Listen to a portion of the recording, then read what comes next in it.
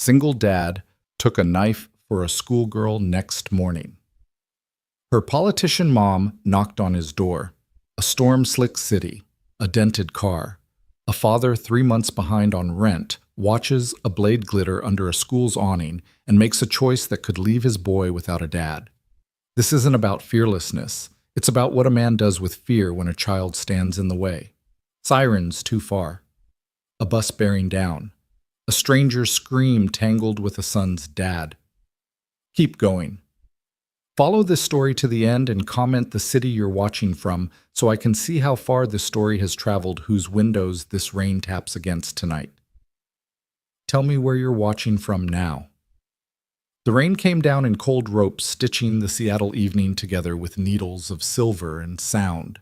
Headlights smeared across wet asphalt. Brake lights blinked like wounded eyes. Inside a 15-year-old Honda, the defroster wheezed and fought the fog on the windshield, losing by inches. Ethan Reyes checked the dashboard clock and winced. 20 minutes late again. Jefferson Elementary would have been empty by now if not for the covered entrance where stragglers huddled under fluorescent hum. He pulled to the curb. Under the awning stood his 8-year-old Lucas Star Wars jacket zipped to his chin backpack too big for his narrow shoulders.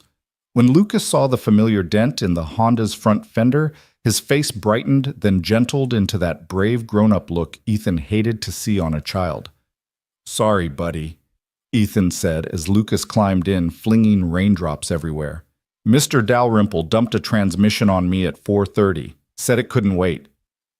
"It's okay, Dad," Lucas answered, voice small, steady. He clicked his seatbelt. "Mrs. Garcia let me help clean the white boards. She gave me an extra sticker." The heater rattled louder. Ethan adjusted the rearview mirror and really looked at his son's dark eyes how much of his mother lived there. 3 years since the hospital and the long goodbye. 3 years since he'd learned how quiet a house could be. He wanted to remember Lisa laughing off-key on Sunday mornings, flower on her cheek. He wanted Lucas to remember, too. "How was school?" Ethan asked, easing the car into the thin river of traffic. "Fractions." "I'm good at them," Lucas said. "A beat." "Tommy's dad's taking him camping. In the mountains." Ethan's hands tightened on the steering wheel. Mountains, tents, hot dogs on sticks. The kind of normal he kept promising and kept not delivering. Maybe next month. Maybe when the shop slowed down. Maybe when the rent caught up. Maybe when the inhaler refill didn't cost more than groceries. "That sounds nice," Ethan said. "We'll plan something, you and me." Even as he said it, they both knew how promises could sit on a shelf and collect dust. The light turned red on Maple Street. Rain battered the roof like 1,000 fingers drumming impatience. To their right, floodlights threw hard white onto Roosevelt Middle School's brick facade 2 blocks ahead. People were moving strangely, clusters gathering and recoiling like water striders when a stone breaks the surface. "What's happening?" Lucas pressed his face to the cold window. "I don't know," Ethan said. The light flipped green, but nothing moved. Far up the line, a ripple of horns. The scene resolved in jagged pieces as the Honda inched forward. A man in a dark hoodie backing toward the street, something bright and wrong in his hand. A girl in a plaid skirt frozen in front of him, blonde hair soaked flat against her head. The rain seemed to bend around them the way sound bends around a scream. Ethan's body went cold, then hot. "Lock your door," he said. His voice came out calm like someone else's. "Lucas, look at me." Lucas looked up. There was fear there, but trust too, the kind that breaks a man if he betrays it. "Lock your door. Don't get out for anyone but me or a police officer. Dad. Promise." Lucas's thumb slammed the lock. Click. Ethan slid the shifter into park and stepped into the rain. It hit him like an accusation. Oil-stained work shirt plastered to his back, boots slipping. He could hear Lucas calling his name through glass and weather, and distance a thin wire tugging at the center of him. The sidewalk seethed with people keeping their distance. A crossing guard. 2 teachers. A delivery driver with a phone held up like a shield. On the curb, a patrol car idled, the officer still ducking into his radio, trying to make order out of a bad thing. "Stay back!" The man in the hoodie shouted, jerking the girl closer. The knife flashed in the street lamp, a kitchen blade broad and cheap. Ethan put up his hands, palms empty. He moved slow. He had seen Desperate before at the shop when a father begged for a brake job he couldn't pay for at the pharmacy. When the pharmacist shook his head at the price of an inhaler, Desperate had a smell. It had a temperature. It had this man's wild, not-here eyes. "It's okay," Ethan said, breath thin from the cold. "No one wants trouble." "Don't lie to me," the man barked. Rain ran off the brim of his hood. "Everyone wants something." The girl looked 11, maybe. Her backpack was a statement more than a bag designer leather gold zipper. Her knees knocked under the skirt. She tried to be still and brave and small all at once and failed at all three because she was a child. "Hey," Ethan said softer now, as much to the girl as to the man. "You're all right. You hear me." Her wide blue eyes lashed to him like a lifeline. Behind him, sirens started up, a distant whale swimming closer. The crowd murmured. Ethan's heart kept double time. Every instinct screamed to charge. Every other instinct screamed to think.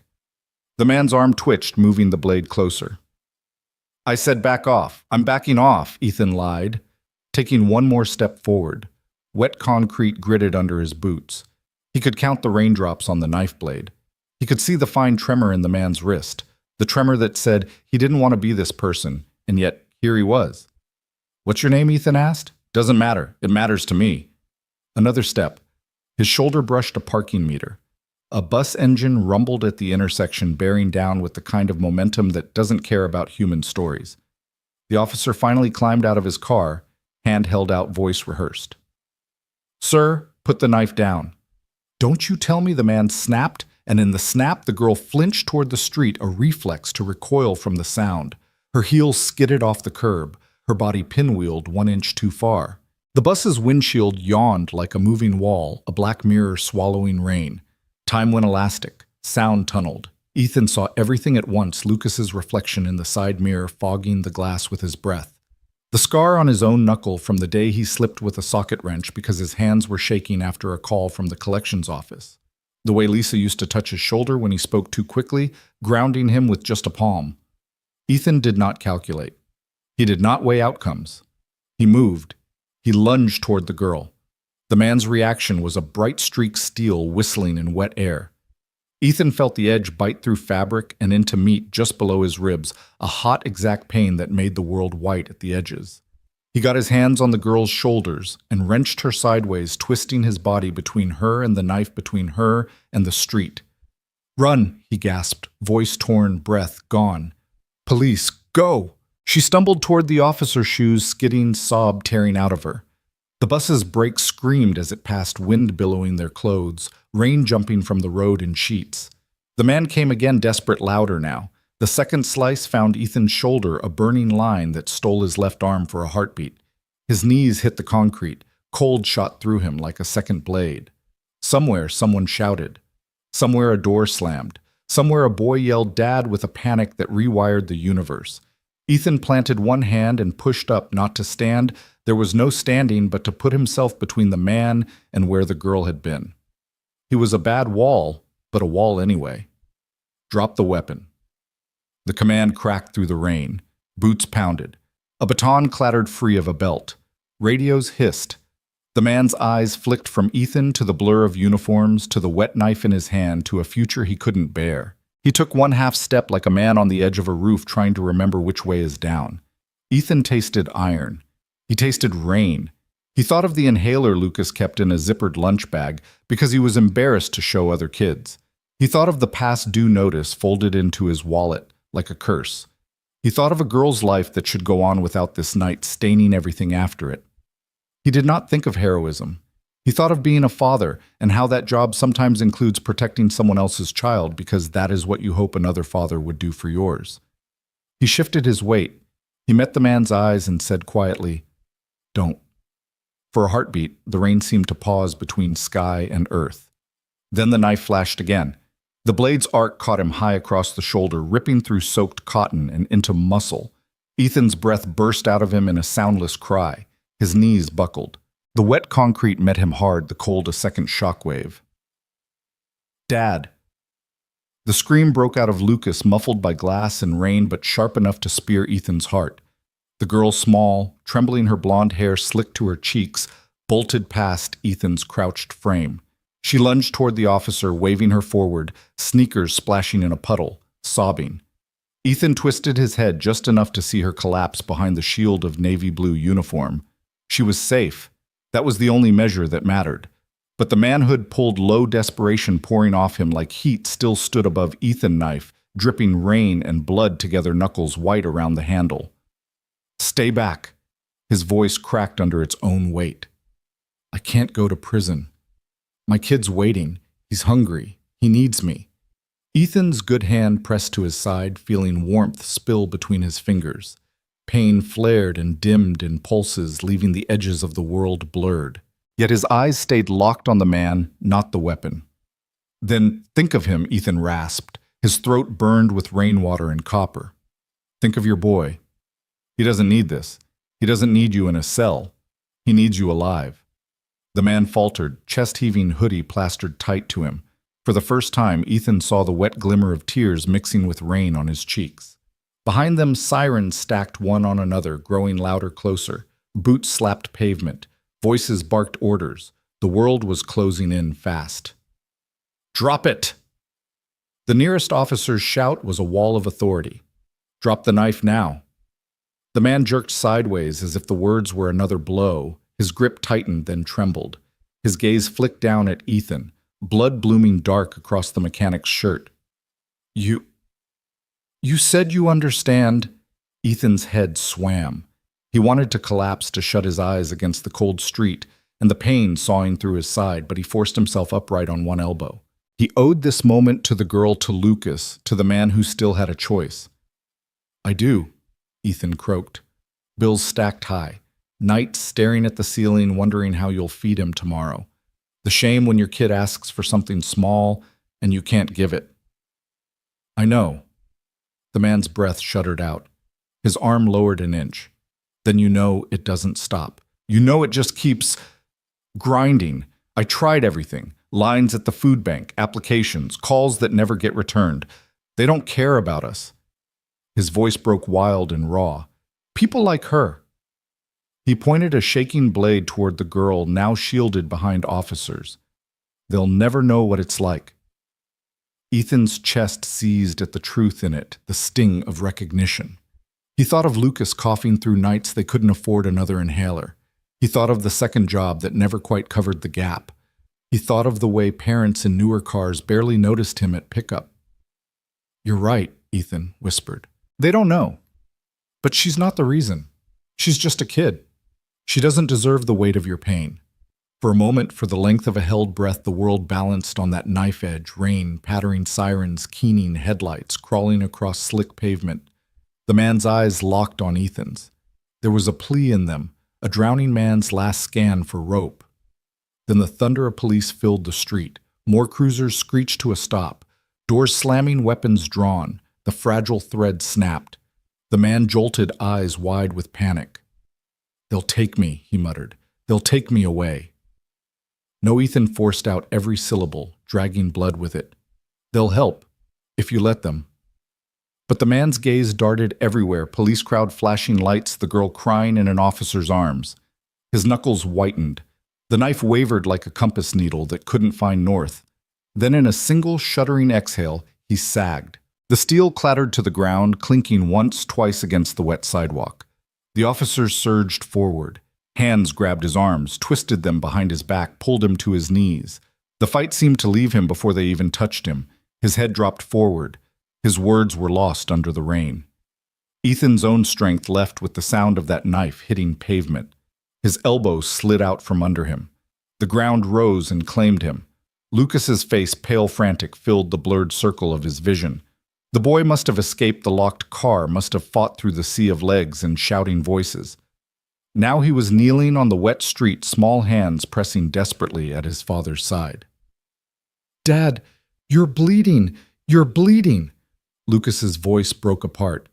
"Don't close your eyes. I'm okay," Ethan lied. Though darkness was already creeping at the edges, curling inward, blue light strobed against rain, radios buzzed. Someone shouted for paramedics. Boots splashed closer. But all Ethan could see was his son's eyes, fearful, fierce, unblinking. He reached up with a trembling hand smeared with his own blood and cupped the boy's cheek. "You're safe," he whispered, even though Lucas wasn't the one who had been in danger. Then the world tilted sideways, rain streaking across the night sky like falling stars. And the last thing he heard was Lucas crying his name as everything went black. The world returned in pieces, beeps, first steady and insistent, then light, too white, too sharp, burning against his eyelids. Ethan tried to move, and a wall of pain pressed him down hot and heavy. His ribs screamed. His shoulder throbbed with every shallow breath. He forced his eyes open. The ceiling above him was bland, painted the same antiseptic shade he remembered from another hospital room years ago when Lisa had lain pale and wasted beneath too many wires. The memory crashed into him with such force he almost gagged. "Dad." The voice was small, frayed. He turned his head, wincing. There in a chair pulled so close his knees nearly touched the bed sat Lucas. His Star Wars jacket was still zipped, but now wrinkled, stained at the cuffs. His hair was messy, his eyes rimmed red. "Hey, buddy." Ethan's voice scraped out like gravel. How long was I out?" "All night," Lucas whispered. His hands clutched the plastic arms of the chair like if he let go, Ethan would drift away.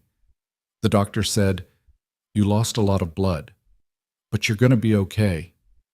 Ethan swallowed. His throat tasted of copper and medicine. He reached for his son, but his arm trembled too much, wrapped in gauze and tethered to tubes. "Come here." Lucas stood, climbed carefully onto the edge of the bed, and curled against his uninjured side. Ethan closed his eyes, breathing in the smell of rain, still clinging to his boy's jacket. A soft voice cut through the steady beep. "Mr. Reyes." Ethan looked over to see Mrs. Garcia, Lucas's teacher, sitting in the corner, her hands folded tight in her lap. Her kind face looked older in this light lines carved deeper by worry. "Thank God you're awake," she said. Lucas refused to leave. "I stayed the night too." Ethan's chest tightened. "You didn't have to?" "Yes, I did." Her tone was gentle but firm. "We take care of each other. You've been carrying too much alone." His gaze dropped. "Carrying too much. Always too much. Rent medication, empty fridge grief he never allowed himself to say out loud. The girl he asked suddenly, panic tightening his chest. "Is she—" "She's fine," Mrs. Garcia said quickly. Relief washed through her features. "Thanks to you, she wasn't hurt. It's all over the news. They're calling you a hero." Hero. The word landed wrong, heavy and jagged. He didn't feel like a hero lying here, dripping, barely able to lift his head. He felt like a fool who'd almost left his son an orphan. "I'm sorry, Lucas," he whispered, turning his face toward his boy. "I'm so sorry I scared you." Lucas shook his head fiercely, pressing closer. "You saved her dad. You saved that girl." Ethan wanted to believe that made it worth it, but guilt gnawed at him. Lisa's voice whispered in memory, "Don't leave him alone in this world." A knock at the door startled him. A woman entered, tall blonde tailored suit hanging sharp on her shoulders despite the early hour. She moved with the kind of poise people recognized from television screens and campaign posters. Behind her trailed the girl, smaller, now no school uniform, just jeans and a sweatshirt. The backpack was gone. Her eyes, the same blue from last night, flicked shyly toward Ethan. Ethan knew the woman instantly. Caroline Whitmore, city councilwoman, face plastered on every bus stop during election season. Known for education reform speeches for promises about working families. He'd always assumed it was just rhetoric. "Mr. Reyes," she said, voice softer than in her interviews. "I'm Caroline Whitmore. This is my daughter Sophie." The girl stepped closer. Up close, Ethan saw her resemblance to her mother, the jawline, the determined eyes. But right now she looked exactly what she was, a frightened child trying to be brave. "Thank you," Sophie whispered, her voice barely carrying. You saved my life." Ethan fumbled, suddenly aware of his rumpled gown, his oil-stained hands now wrapped in gauze. He tried to sit straighter against the pillows. "You don't need to thank me," I just, anyone would have, no. Caroline shook her head firm but trembling at the edges. Not everyone would have. Most people would have stayed in their cars, called 911, waited. You put yourself between my daughter and a knife. The weight of her words filled the room, pressing into the silence until Lucas shifted uneasily beside him. Mrs. Garcia cleared her throat. Maybe I should take Lucas to the cafeteria for breakfast. Lucas looked up, hesitant. Can I stay with Dad? Ethan stroked his hair weakly. Go on, buddy. I'll be here when you get back. Reluctantly, Lucas slid off the bed and left with Mrs. Garcia. The door closed.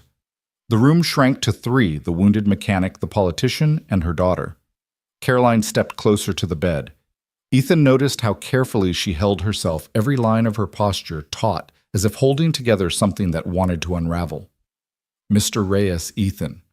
She began, her eyes wet, though her voice stayed steady. When I got the call that Sophie had been in danger, I felt helpless. All my connections, all my influence, none of it mattered when it counted. But you mattered, a stranger, a man who had every reason to drive away, bled for my daughter. Do you understand how rare that is?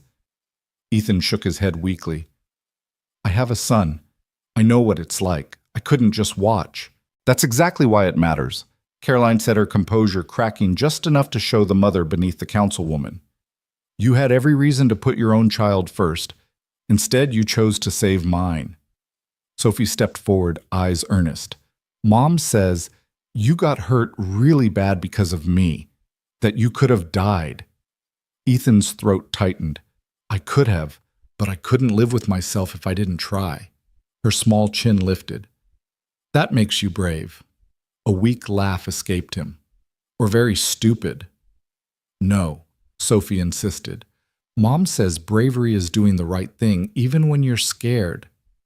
Caroline blinked at her daughter as if seeing her wisdom for the first time. She looked back at Ethan. She's right, and what you did was the definition of brave. The monitor beeped steady as rain against glass. Ethan closed his eyes. He wasn't sure which hurt more, his wounds or the truth in their words. The door clicked softly shut behind Mrs. Garcia and Lucas, leaving the room stripped of its comforting noise. Only the steady beep of the heart monitor remained underscored by the hushed rain that still battered against the hospital's narrow windows. Caroline Whitmore drew closer to the bed, her heels muted against the tile. Up close, Ethan could see the faint smudge of exhaustion under her eyes, the hair that had frizzed just enough at the ends to betray that she hadn't slept. Whatever polish she wore on television had cracked here. What stood in front of him wasn't the councilwoman, but a mother who had nearly lost everything. Sophie lingered near the foot of the bed, shifting from one sneaker to the other.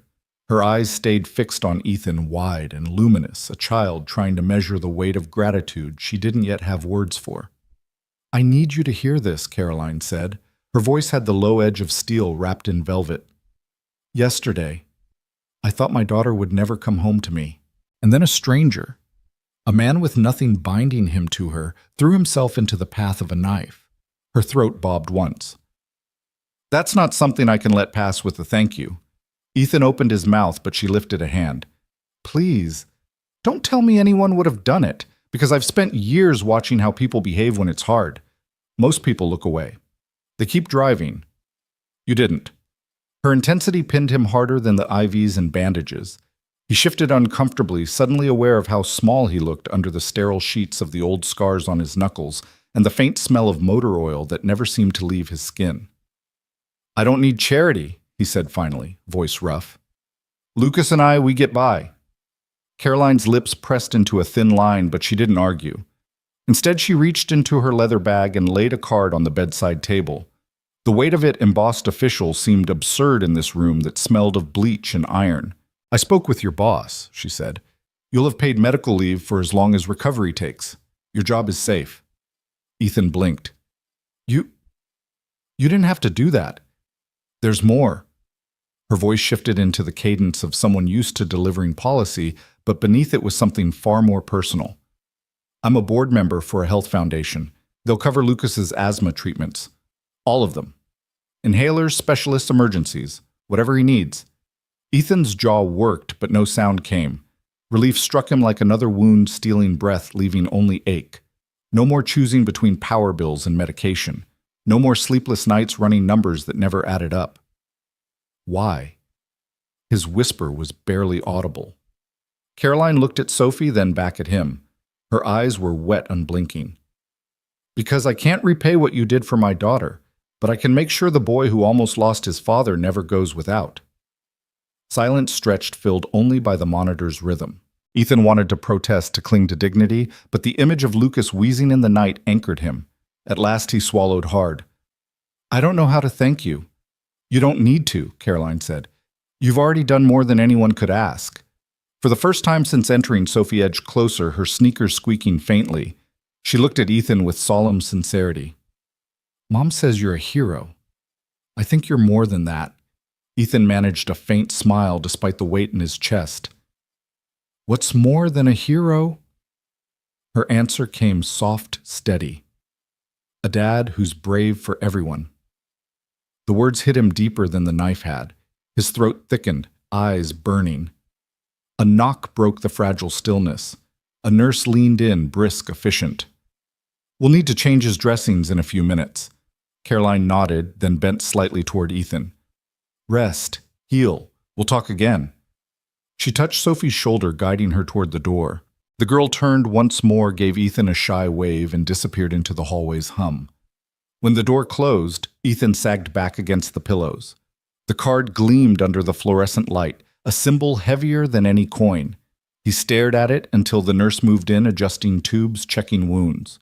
Pain throbbed through him, but beneath it stirred something else, an unfamiliar weight of being seen, of being recognized, not as a mechanic scraping by, but as a man whose sacrifice had mattered. Still, as the nurse worked, guilt gnawed. What if the knife had gone deeper? What if Lucas had been left alone in this world? He closed his eyes, hearing again Sophie's words. A dad who's brave for everyone.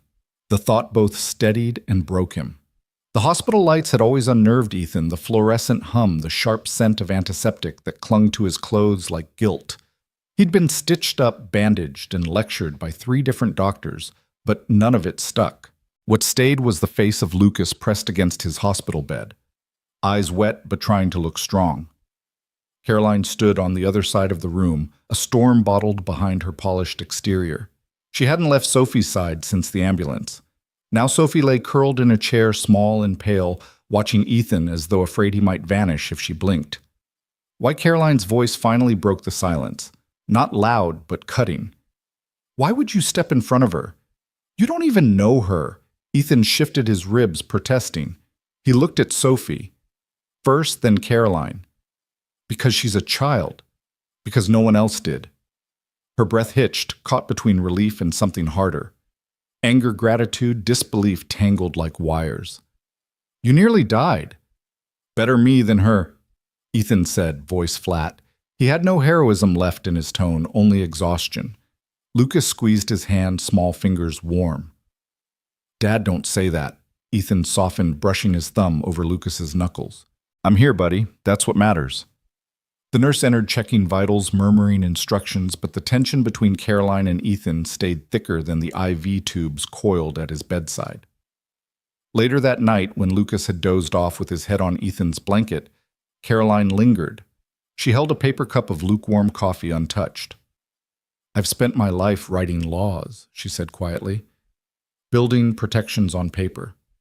But it was a stranger's body that shielded my daughter. Ethan closed his eyes, letting the words settle. He didn't want praise. He didn't know what to do with it. Don't put me on a pedestal. I'm just a mechanic who made a choice. Mechanics don't usually get stabbed for councilwoman's daughters.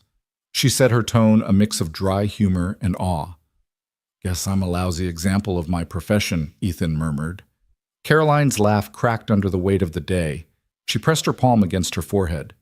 You're impossible. No, Ethan said softly, opening his eyes again. I'm just a dad. That's all.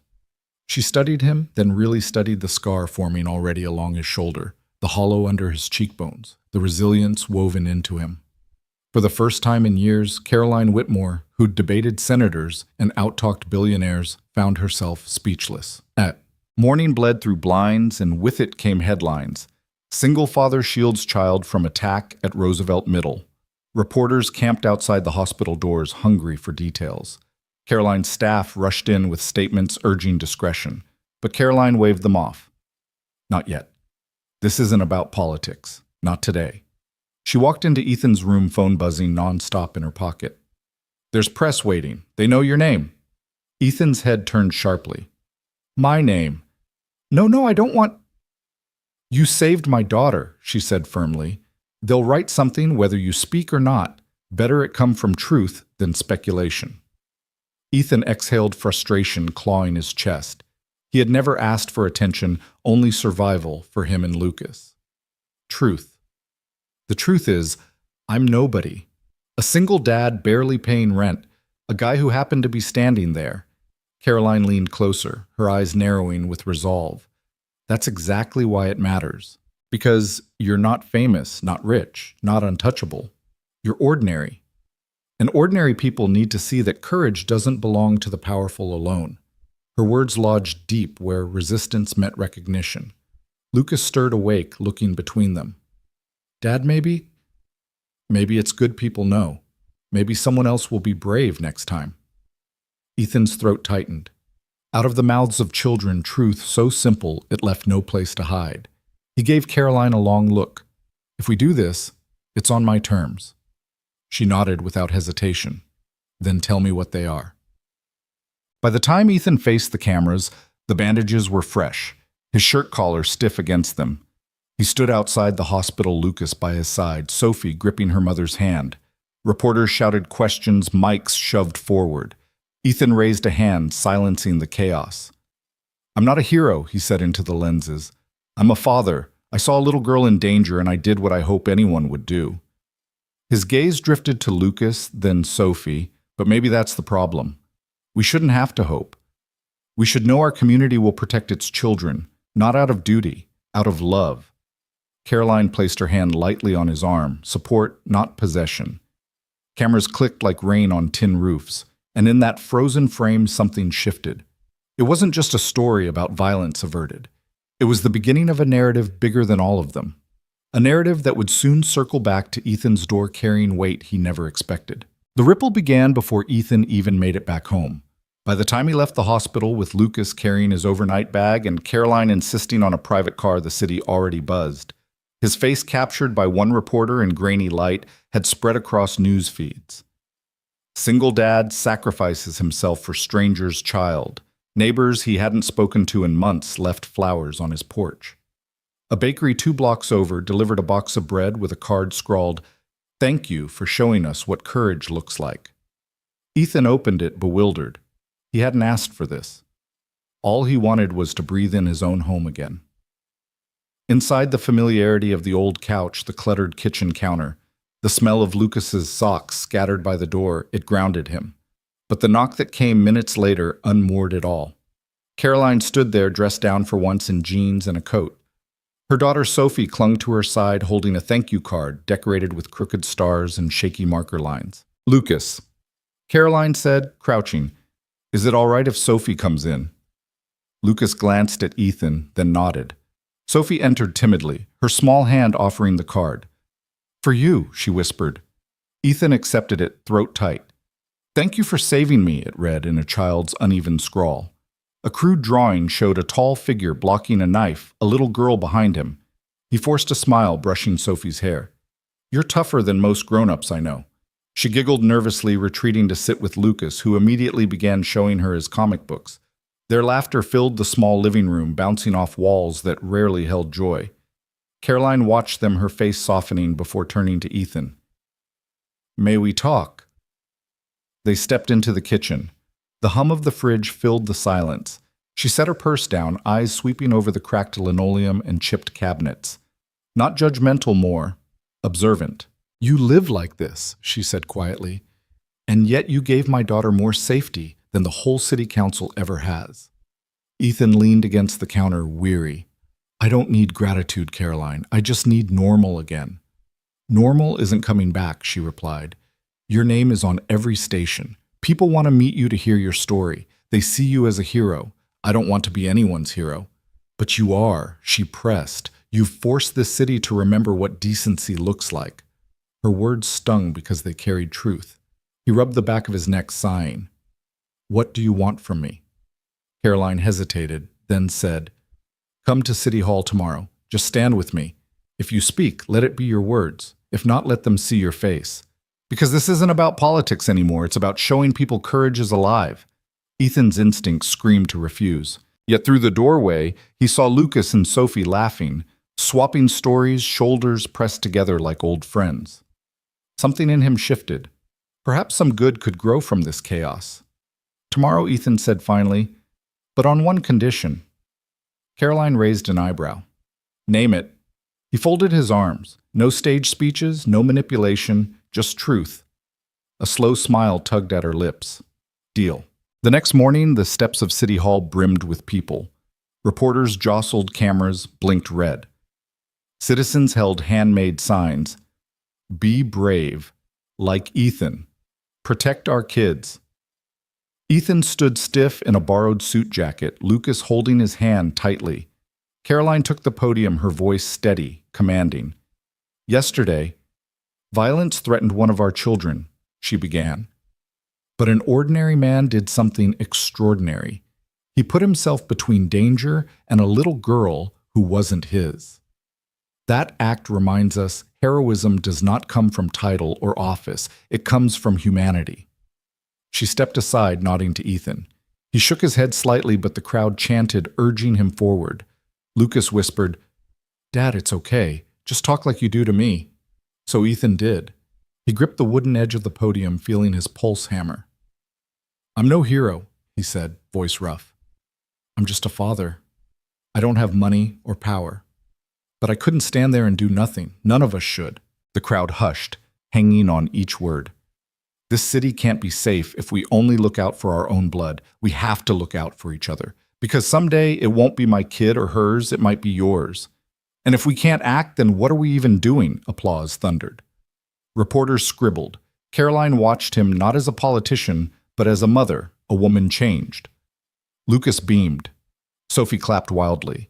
Ethan stepped back, wishing desperately to disappear. But he knew now he never truly would. That night in his kitchen, Ethan unfolded another letter slipped under his door. I was there when it happened. I froze. You moved. Thank you for reminding me what courage is. He sat in silence, letter trembling in his hands. He hadn't wanted attention, but maybe, just maybe, this was bigger than his comfort. Maybe courage once witnessed spread like fire, and he realized the spotlight wasn't on him. It was on what people could be. Ethan woke the next day with stiffness in his shoulder and a heaviness that wasn't entirely physical. The city had seen his face, heard his words. Overnight, his phone had been flooded with numbers he didn't recognize, messages from strangers, voicemails he had no intention of listening to. Lucas padded into the kitchen barefoot, rubbing his eyes. Dad, everyone at school is talking about you. Some kids said you're like a superhero. Ethan paused halfway through pouring cereal. The words hit harder than any knife. He set the carton down and crouched, meeting his son's gaze. I'm not a superhero, kiddo. I'm just me. You know that. Lucas frowned. But you did save her. I did what I hoped someone would do for you. Ethan rested a hand on Lucas's head. Don't forget, being brave doesn't mean not being scared. It means you do the right thing even when you're scared. Lucas nodded, chewing on the thought. The knock on the door came sharp, insistent. When Ethan opened it, Caroline stood there again, this time with no entourage, no cameras. Just her. She held a folder under her arm and an expression caught between determination and vulnerability. May I come in? She asked. Ethan stepped aside, wary. If this is more press, it isn't. She walked past him, placing the folder on the counter. It's an invitation. To dinner. At my home. He blinked, certain he'd misheard.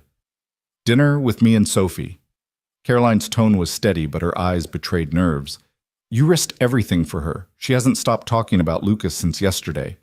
I think they could both use something normal, and maybe we could too. Ethan crossed his arms. Why me? Caroline exhaled, gaze dropping for once. Because I owe you more than words. and because Sophie sees you as someone safe. That matters. Ethan wanted to refuse, wanted to retreat into the comfort of anonymity.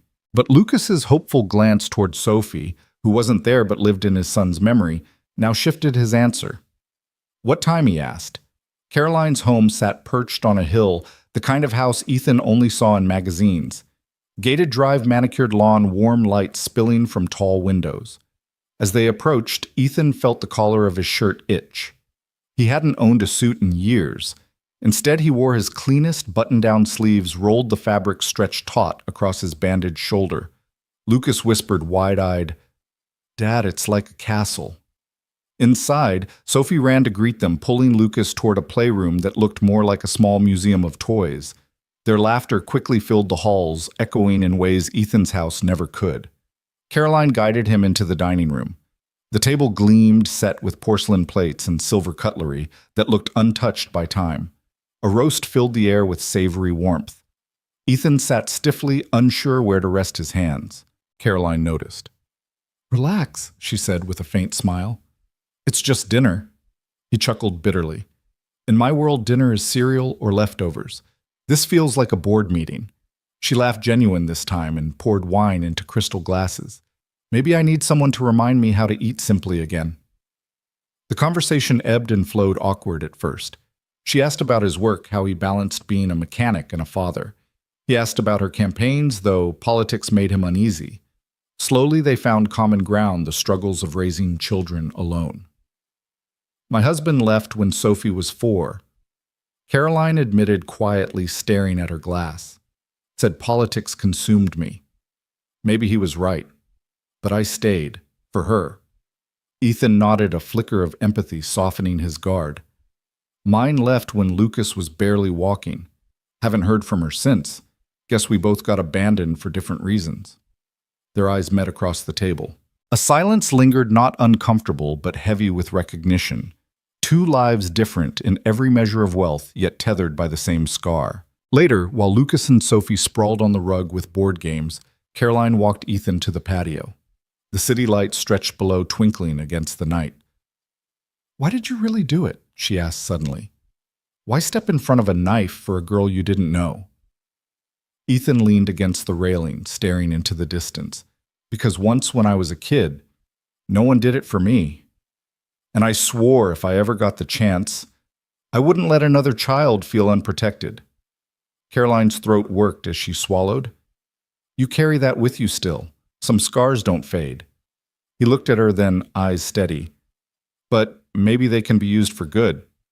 She exhaled, her breath clouding in the cool night. "You're not who I expected you to be."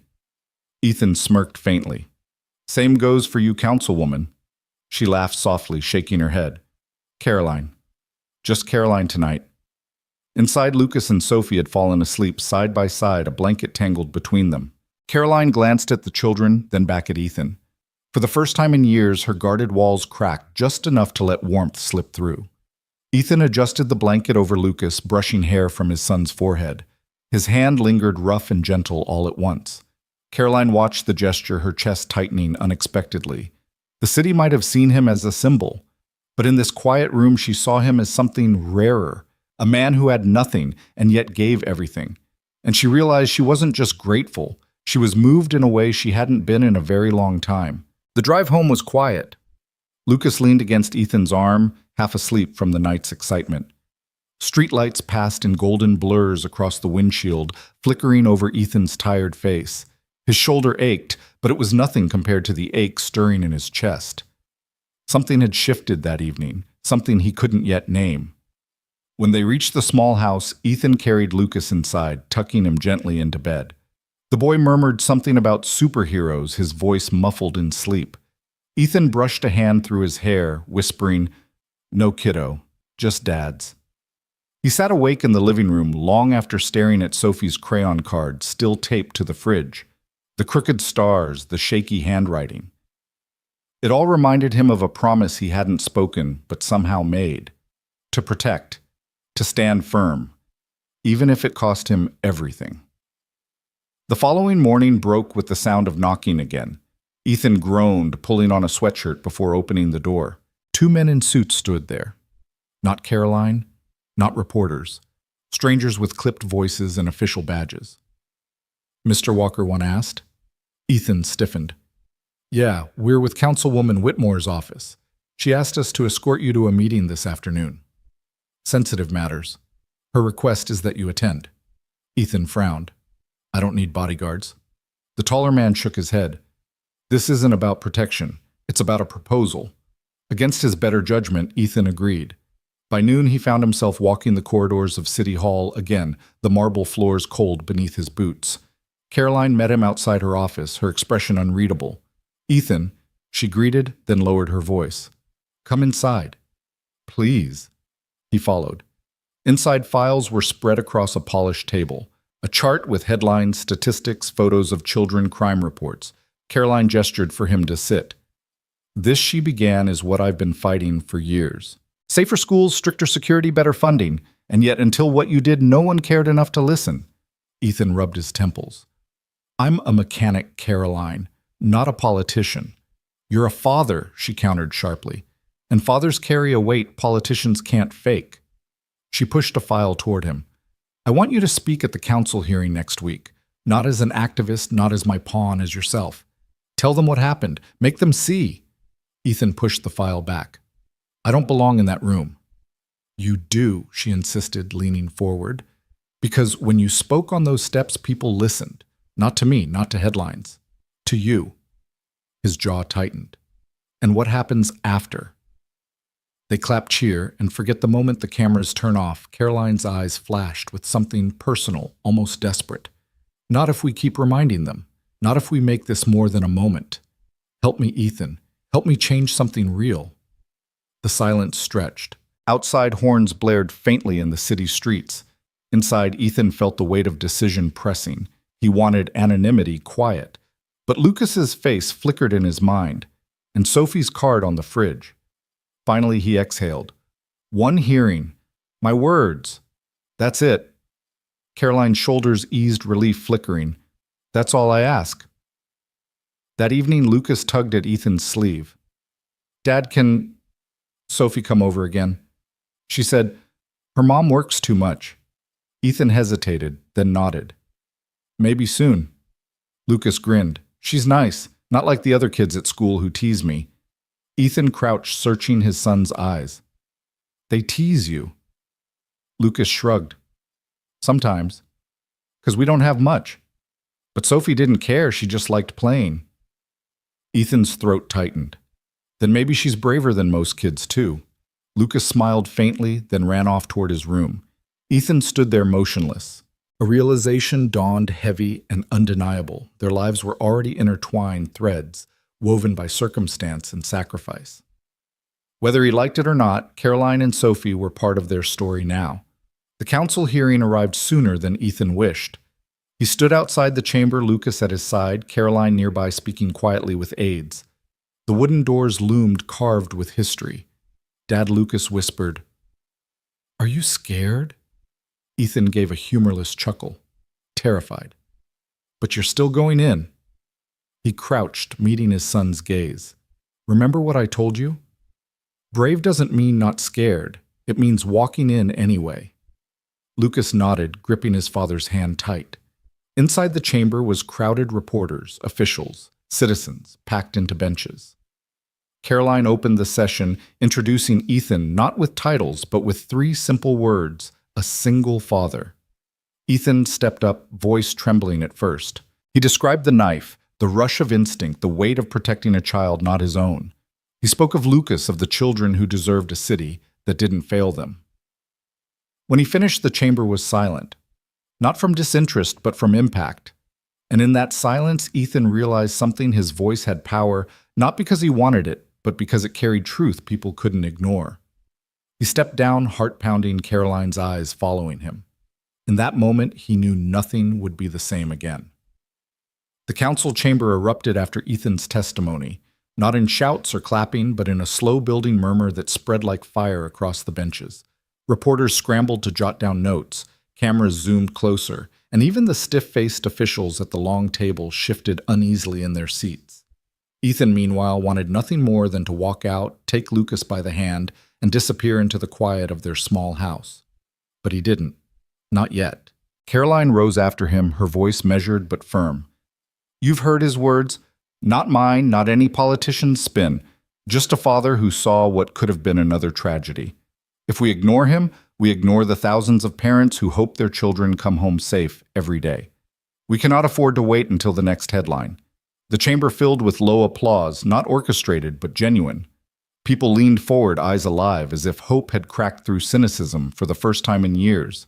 Ethan sat back beside Lucas, who beamed up at him with pride. "You sounded brave," Lucas whispered. Ethan shook his head, squeezing his son's hand. "I sounded scared, but maybe that's what made it real." By the time they exited City Hall, the press swarmed. Flashes blinded him. Microphones thrust forward like weapons. "Mr. Walker, do you plan to run for office? Will you support Councilwoman Whitmore's re-election? What's next for the city's hero dad?" Ethan shielded Lucas with his arm, his patience fraying. "No comment," he muttered, pushing through. Caroline appeared at his side, guiding them toward a waiting car. Once inside, Ethan exhaled heavily. "I didn't sign up for this circus." Caroline's tone was softer than usual. "You signed up for honesty. That's rarer than you think." He turned to her, eyes narrowing. "Tell me the truth, Caroline. Am I just your story? Your ladder to the next office?" Her jaw tightened, but she didn't flinch. "I won't lie. I know what this means for my career. But Ethan, it's more than that. Watching you today, hearing you, it reminded me why I started this work before the politics swallowed it whole. You're not my ladder, you're my reminder." For once, Ethan didn't respond. He just looked out the window as the city rolled by, lights reflecting in the glass like restless stars. That night back home, Ethan laid awake. The air smelled faintly of grease from his jacket tossed on the chair, and Lucas snored gently in the next room. His shoulder ached a dull pulse where the knife had left its mark, but what kept him awake wasn't pain, it was possibility. His phone buzzed again. He ignored it. Another message came. This time he picked it up.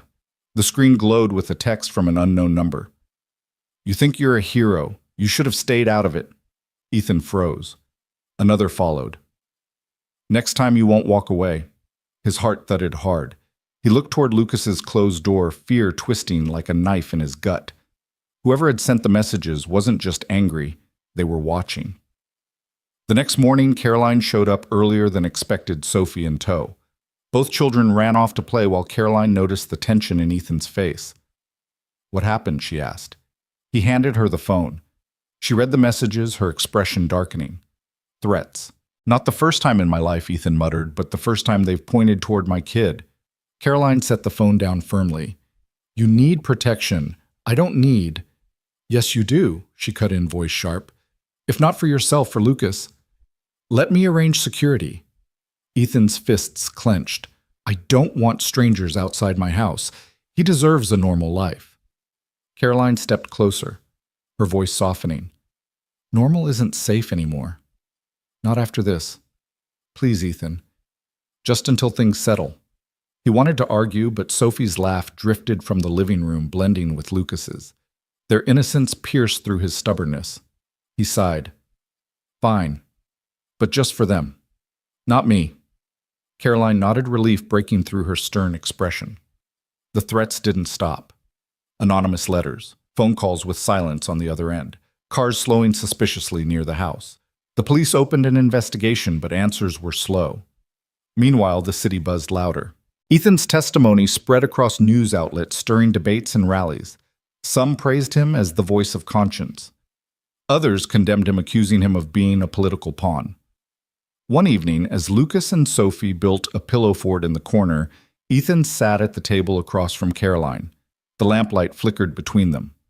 "This was never supposed to be my life," he said quietly. "I wanted grease under my fingernails, not ink in newspapers." Caroline studied him. "Maybe life chooses us, not the other way around." He scoffed. "Easy for you to say. You've lived in this world your whole career." Her gaze softened. "And you walked into it unarmed and shook it anyway. That's something even I can't do." Their eyes locked, unspoken tension thickening in the quiet. Outside, a car rolled slowly past the house. Ethan noticed first his hand tightening on the table. Caroline followed his gaze, unease flickering across her features. The threats weren't distant anymore. They were circling closer, and both of them knew the fight was only beginning. The following night, Ethan lay awake in the dark, every creak of the old house pulling him from the edge of sleep. The soft hum of the refrigerator in the kitchen, the groan of pipes settling, the distant whine of a car engine outside. He found himself gripping the baseball bat he kept by the bed, the same one Lucas had once used in Little League, its handle worn smooth from years of practice. In the next room, Lucas snored gently, the muffled sound of a boy who had no idea of the weight pressing against his father's chest. Ethan knew that if the threats weren't empty, if someone really was watching, then the little bubble of safety he'd worked so hard to build could shatter in an instant. The next morning, Caroline arrived unannounced. Her SUV pulled into the cracked driveway, black against the faded paint of Ethan's modest home. She stepped out dressed not in her usual tailored suit, but in jeans and a sweater almost unrecognizable without her polished armor. Sophie trailed behind her, clutching a backpack. "Is Lucas ready?" she asked brightly. Ethan blinked. "For what?" Caroline smiled faintly. "For school. I thought maybe I could drive them both today." Ethan studied her carefully. There was something softer in her demeanor, but also something deliberate.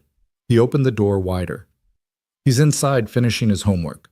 As the kids darted down the hallway, Caroline lingered at the threshold. "How are you holding up?" Ethan gave a humorless laugh. "Haven't slept much. Every car that drives by feels like a warning." Her expression darkened. "The investigation's ongoing, but I pulled some strings. The threats aren't just crank messages, they're tied to someone with a record. Violent, unpredictable. Which means you and Lucas aren't safe." Ethan's jaw tightened. "So what do you suggest?" "Hide in a bunker." "I suggest," she replied carefully, "that you consider staying somewhere more secure. With me." The words hit harder than expected. Ethan stared at her, suspicion warring with an odd sense of relief. "You're offering your house?" "Yes, my security detail is already in place. Sophie and Lucas would be safer." "You would too." Ethan shook his head. "That's not me. I don't belong in mansions with guards at the door." Caroline stepped closer, her eyes steady. "This isn't about belonging, Ethan. It's about survival." Later that afternoon, Ethan agreed not for himself but for Lucas. Packing up felt strange. He shoved clothes into a duffel bag, tucked Lucas's sketchbooks under his arm, and glanced around the small house that had been their whole world. The peeling wallpaper, the patched-up couch, the tiny kitchen that always smelled faintly of oil and toast. It was their home, imperfect, but theirs. Leaving it even temporarily felt like surrendering a part of himself. Lucas, however, was thrilled. "Dad, Sophie says her house has a movie room. And a pool." Ethan smiled faintly, ruffling his son's hair. "Don't get used to it.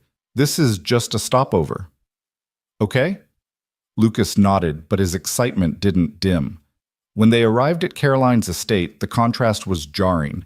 Gates slid open with mechanical precision, guards nodded at their arrival, and the driveway stretched wide enough to host a parade. Ethan stepped out duffel slung over his shoulder, feeling like a stranger trespassing in a world he'd never asked for. Caroline led them inside. Sophie rushed to show Lucas the rooms, their laughter echoing through high ceilings. Caroline turned to Ethan. "You'll stay in the guest wing. It's private. No one can get near you without clearance." Ethan dropped his bag on the polished floor, shaking his head.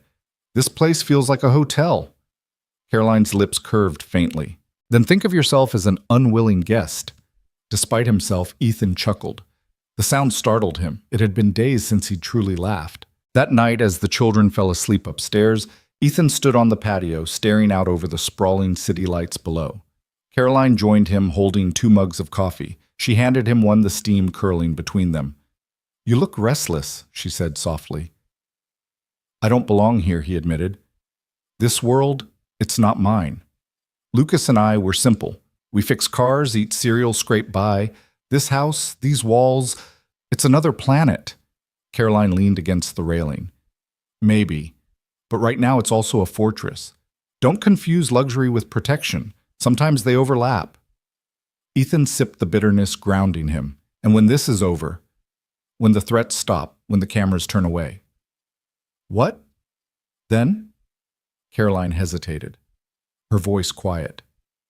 Then you go back to your life, and I go back to mine.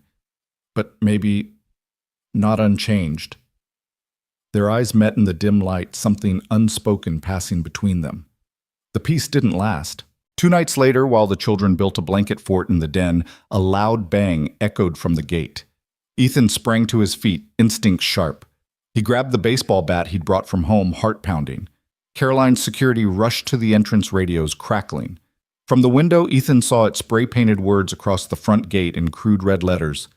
Traitor. Heroes die first. Lucas and Sophie froze, eyes wide. Caroline hurried them away, her face pale but composed. Ethan gripped the bat tighter, his muscles coiled with fury. They're not just watching anymore, he growled. They're coming closer. Caroline's hand touched his arm, steadying him. And we'll face it, together. For the first time, Ethan believed her. But deep down, he also knew this battle was no longer just about him or her career. It was about survival, about proving that ordinary people, when cornered, could stand as tall as giants. And that truth carried more danger than any knife ever could. The spray-painted gate was scrubbed clean by morning, but the echo of the words still clung like smoke in Ethan's mind. He sat at the breakfast table with a mug of black coffee, staring at the wood grain as if answers were hidden in the lines.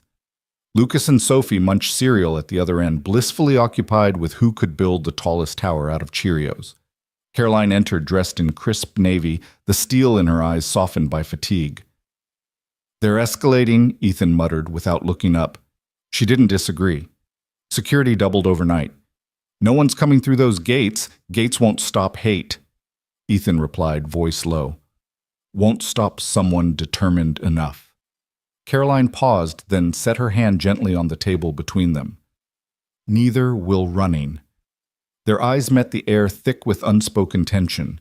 Ethan wanted to believe her resolve was enough, but he knew shadows didn't care about walls. Later that day, he tried to distract himself by helping Lucas and Sophie in the garden. The estate's grounds stretched wide, filled with trimmed hedges and blooming roses. Ethan knelt in the dirt, his calloused hands clumsy against the delicate plants. Lucas laughed. Dad, you're worse than me, Ethan smirked, flicking a bit of soil at his son. Sophie squealed and joined in, soon turning the garden into a playful battlefield of mud. For a brief moment, laughter drowned out fear. From the patio, Caroline watched arms crossed, a wistful smile tugging at her lips. Ethan noticed her gaze but didn't comment. He just let the children's joy shield them all for a little longer. That evening, as the house quieted, Ethan stepped into the study. Books lined the walls, heavy tomes of law and policy, but one shelf caught his eye, photo albums. Curiosity tugged at him. He pulled one down and flipped it open. Caroline as a teenager, hair wild, grinning on a hiking trail. Caroline in college, standing on courthouse steps, fist raised in protest. Caroline with Sophie as a baby, exhausted but radiant. Her life laid bare in glossy snapshots. Not the polished politician, just a woman. You found the past. Her voice came from the doorway. Ethan nearly closed the album, but her tone stopped him. He looked up. Didn't mean to snoop. Caroline stepped inside, her shoulders easing. You weren't snooping. You were reminding yourself I'm human. He studied her carefully. You don't seem like someone who lets herself be human much. Her smile was tired. Not in this job, but you? She hesitated. You strip away the armor whether I like it or not. The silence between them deepened, heavy but not suffocating. The peace shattered hours later. A security guard's radio burst alive with frantic chatter. Ethan rushed downstairs, bat already in hand, heart hammering. Caroline followed close behind. Perimeter breach, one guard barked, sprinting past. From the window, Ethan saw dark figures scaling the fence before spotlights blinded them. Guards swarmed, shouts cutting the night.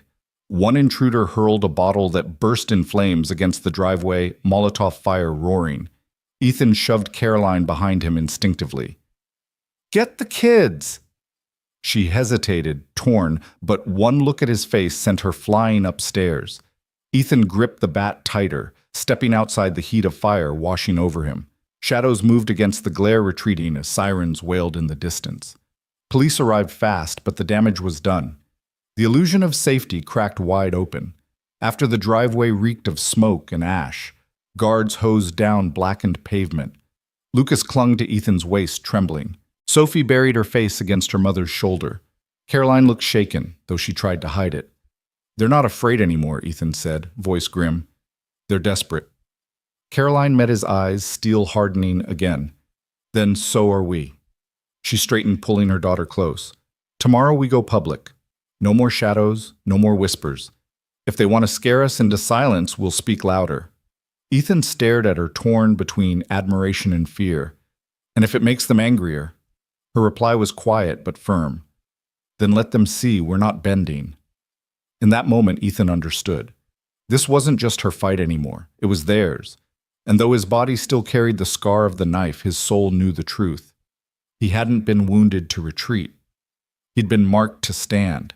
The morning after the fire, the house was too quiet. The char on the driveway had been pressure washed to a pale gray smear, but the smell of smoke still threaded the air like a warning that wouldn't let go. Ethan stood at the kitchen counter, hands wrapped around a mug gone lukewarm, and listened to the hush that follows danger, the kind that makes you tiptoe, as if sound alone might shatter the thin dome of safety. Caroline moved with efficient, calm fielding calls, answering questions from her security chief, nodding at updates only she could translate.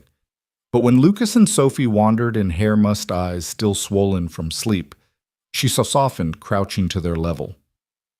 "We're okay," she told them, voice steady, hands warm on their shoulders. "We're together. We're safe." Lucas looked up at Ethan for confirmation. Ethan nodded even as the night replayed in flashes, bottle-bursting fire licking the air, guards sprinting, his hands white-knuckled around a bat he hadn't used since Little League. Caroline finished a call and set her phone face down so it wouldn't keep buzzing. "Press conference at City Hall noon," she said, not asking, just stating. "No more shadows, no more letting someone else write our story." Ethan's jaw worked. "You're sure?" Her eyes held his. "I'm sure." He set the mug down. It clicked against the counter like a small decision made. "Then I'm with you." Sophie leaned into Lucas, whispering something that made him smile despite everything. The small, ordinary thing of children sharing a secret tugged a loose stitch in Ethan's chest and tied it tighter. He felt the answer to a question he hadn't wanted to ask himself: why keep going? Because they were watching. Because they were learning how to stand. On the drive downtown, rain beaded on the SUV's windshield, gathering, racing, gone. Ethan watched the water trace the glass and thought of the night at Roosevelt Middle, how fear had narrowed the world to a single knife, a small girl, a bus bearing down, and one choice. Fear still narrowed things. But now the edges were wider. A city, a law, a house with scrubbed stone and blackened memory telling them to hush.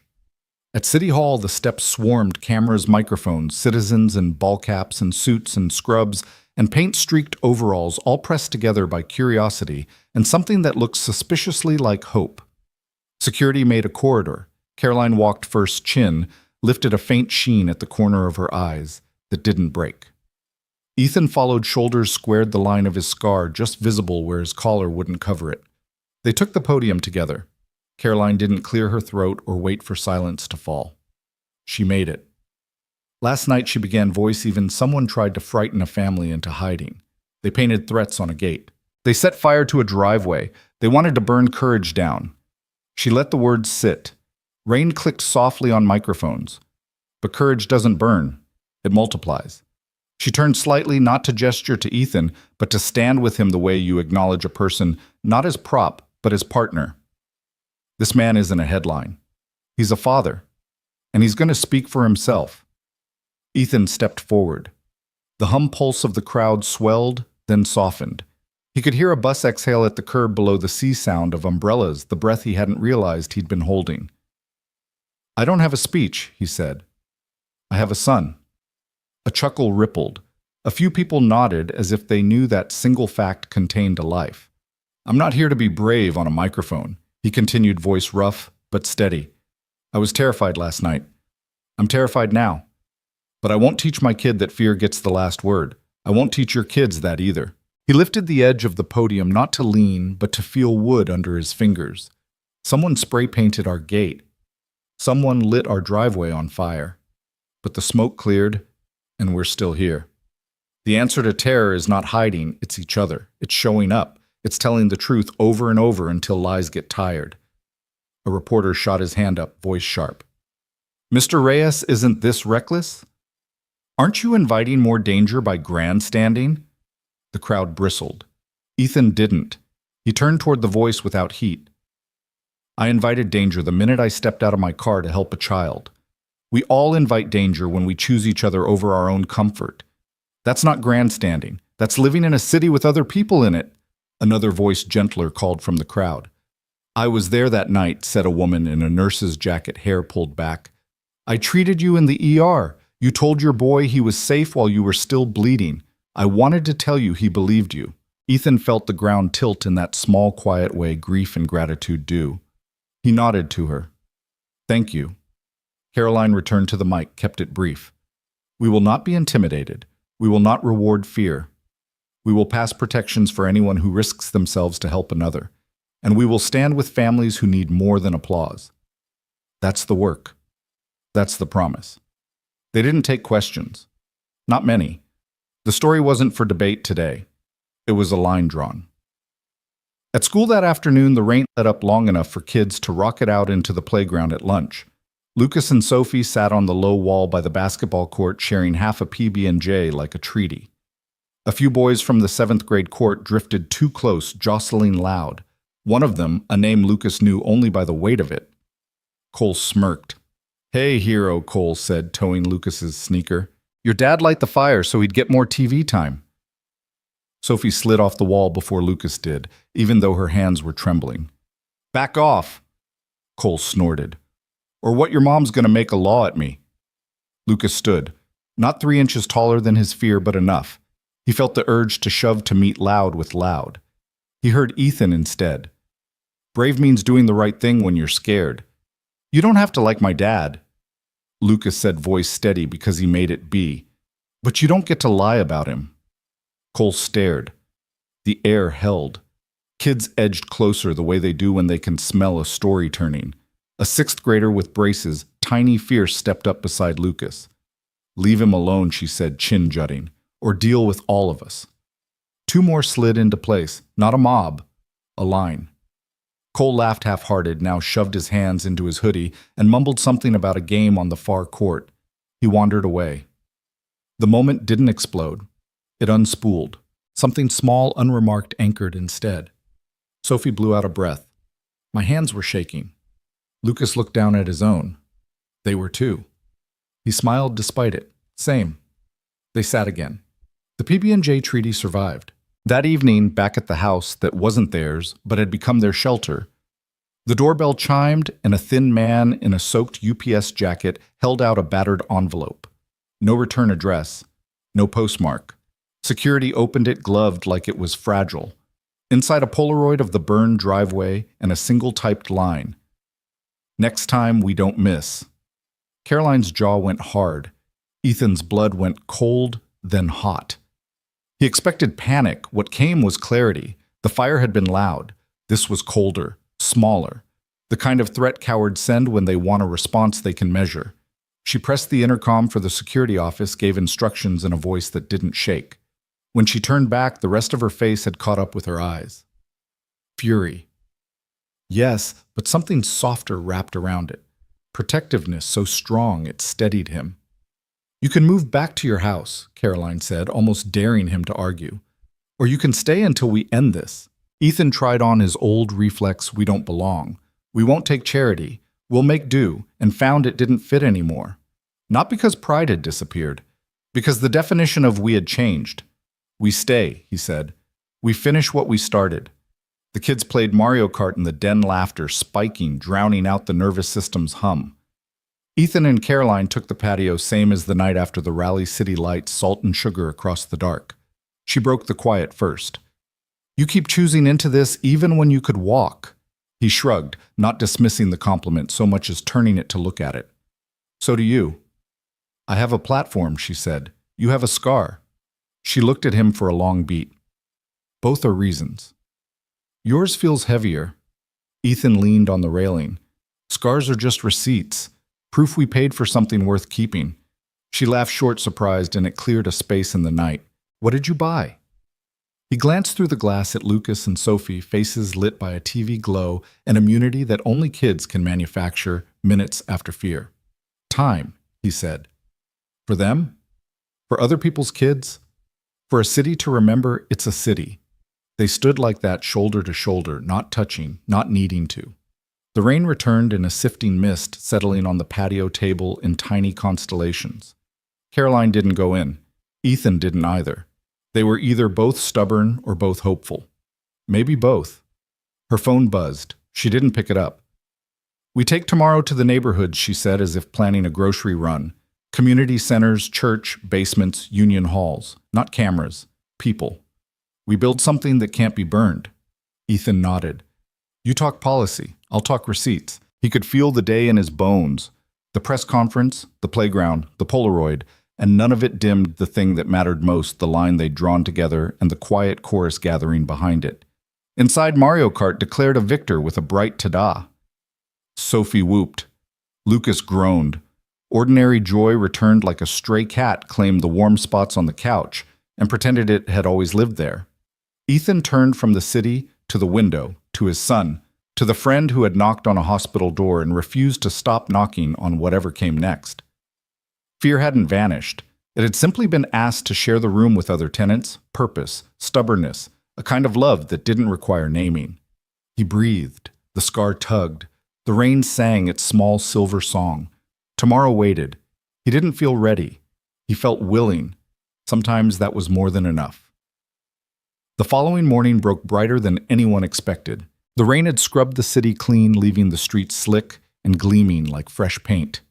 Ethan stood on the porch with a cup of coffee, watching steam curl from it in the cool air.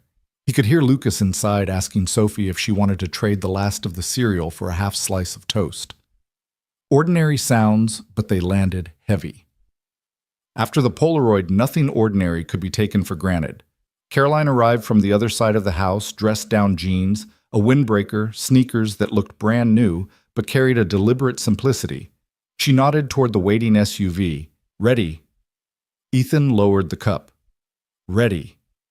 He wasn't sure he was not for what they had planned, but he also knew waiting for readiness was another way of saying no. Their first stop was a church basement on the south side. The building was old brick, rain stained the steps uneven. Inside, folding chairs were arranged in rows. A dozen people had gathered, an older man with calloused hands, a mother with 2 kids playing in the aisle, a young woman in scrubs who'd clearly come straight from a night shift. Caroline stood at the front, but not behind a podium. She sat on a folding chair like everyone else, hands on her knees, voice steady. "I didn't bring a speech," she said. "I brought a question. How do we build a city that protects people who do the right thing?" The room was quiet. People glanced at each other. Ethan could feel the skepticism thick in the air. They'd heard promises before. Finally, the older man spoke. "Lady laws don't stop fire, or knives, or hate." Caroline didn't flinch. "You're right. Laws can't stop hate, but laws can say which side we stand on when hate shows up, and that matters." The young woman in scrubs lifted her head. "I was in the ER when he came in." She nodded toward Ethan. "He was bleeding, and he kept saying, 'Tell my son he's okay.' That's the kind of person this city ought to protect." A ripple of recognition moved through the room. Ethan shifted uncomfortably, but didn't argue. The mother with the kids asked softly, "So what happens when someone like him gets targeted? Do we just wait for the next fire?" Caroline shook her head. "No, we create a network of support, legal aid, rapid response, community watch. And we back it up with policy so nobody who stands up is left standing alone."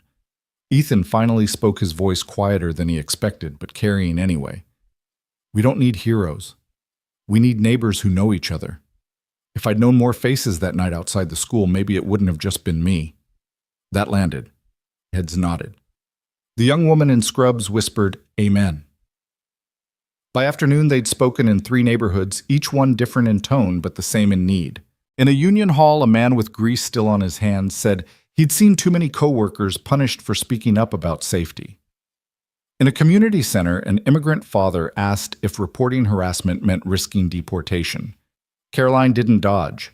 She promised to push for protections that included everyone. Ethan watched her as she answered firm, compassionate, never promising what she couldn't deliver. He realized something he hadn't said aloud. She wasn't just fighting for him or his son. She was fighting because she believed the city could be better. Late in the day, they stopped at a small park where a group of teens were gathered near the basketball court. No official meeting here, just kids curious about the cars, about the woman they'd seen on TV, about the man with the scar.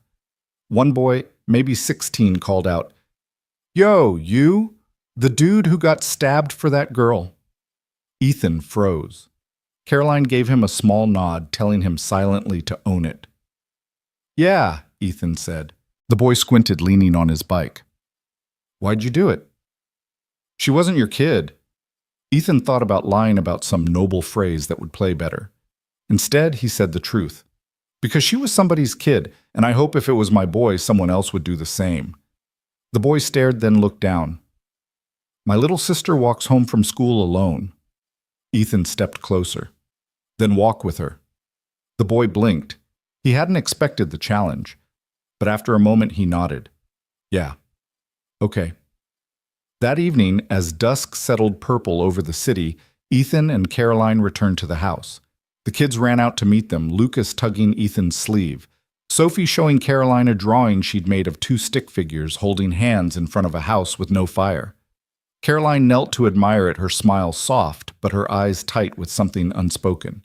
She hugged Sophie briefly, then looked up at Ethan. "They're the reason this matters." He nodded. The drawing burned into him deeper than any scar. Dinner was quiet laughter weaving through cautious silences. Afterward, when the kids were asleep, Ethan stepped onto the porch.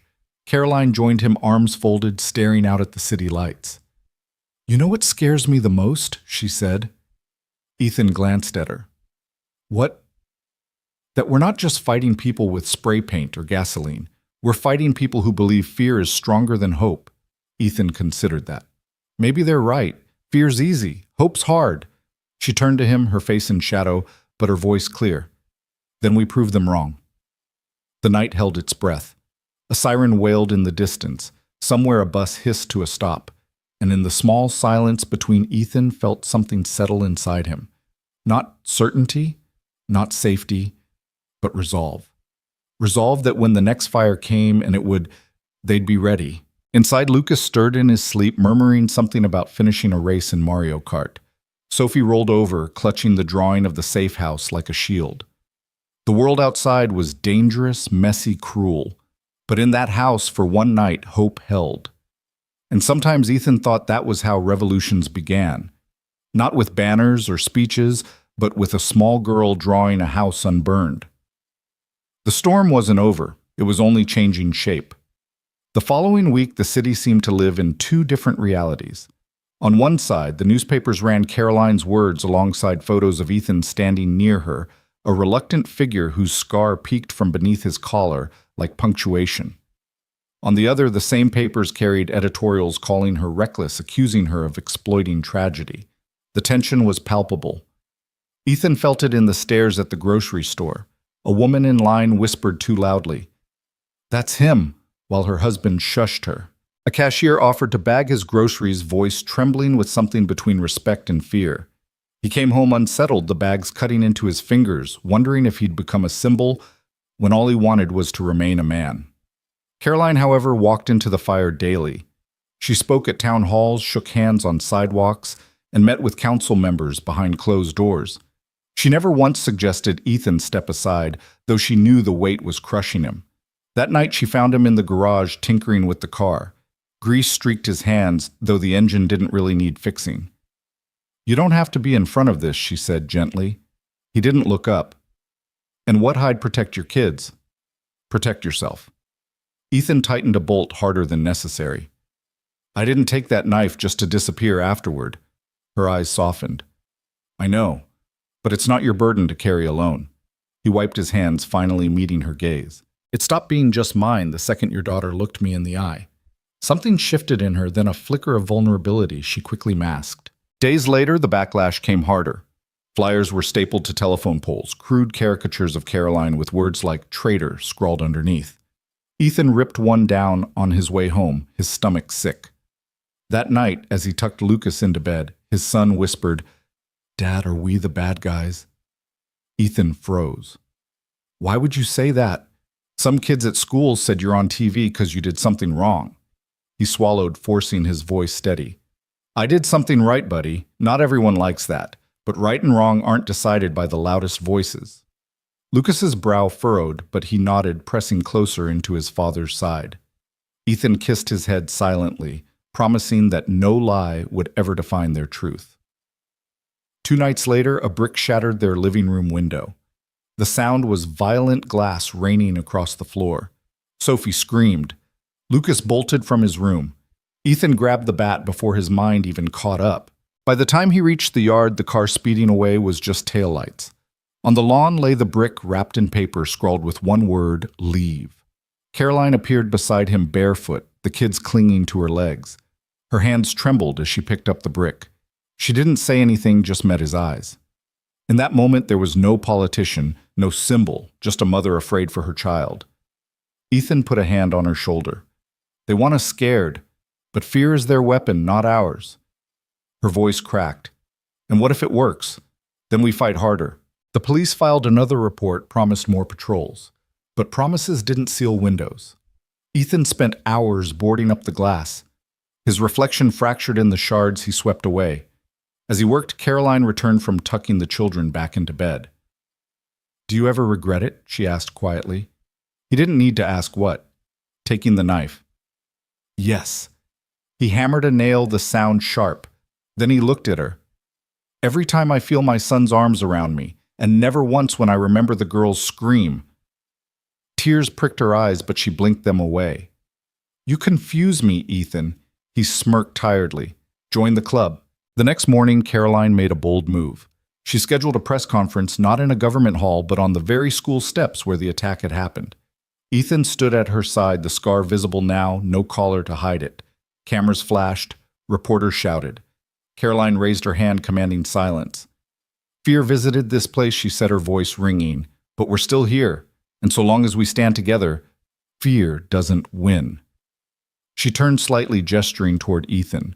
This man didn't wait for backup. He didn't look for permission.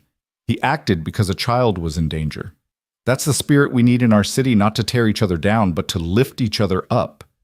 Ethan shifted uncomfortably under the attention, but when the crowd erupted in applause, he felt something stir. Not pride, not ego. Something steadier. Hope. That night, after the cameras were gone, after the last guard's flashlight swept across the yard, Ethan sat on the porch alone. Caroline joined him quietly, a blanket draped across her shoulders. "You didn't want the spotlight," she said softly. He shrugged. "Doesn't mean I can't stand in it for a while." Her smile was small but real. "Thank you." He sipped his coffee, staring at the scarred horizon of the city. "Don't thank me. Just make sure it means something." She nodded. "I intend to." And for the first time, Ethan believed she might. By dawn, the house had settled into a kind of brave quiet, the kind that follows a storm because everyone decides to keep breathing anyway.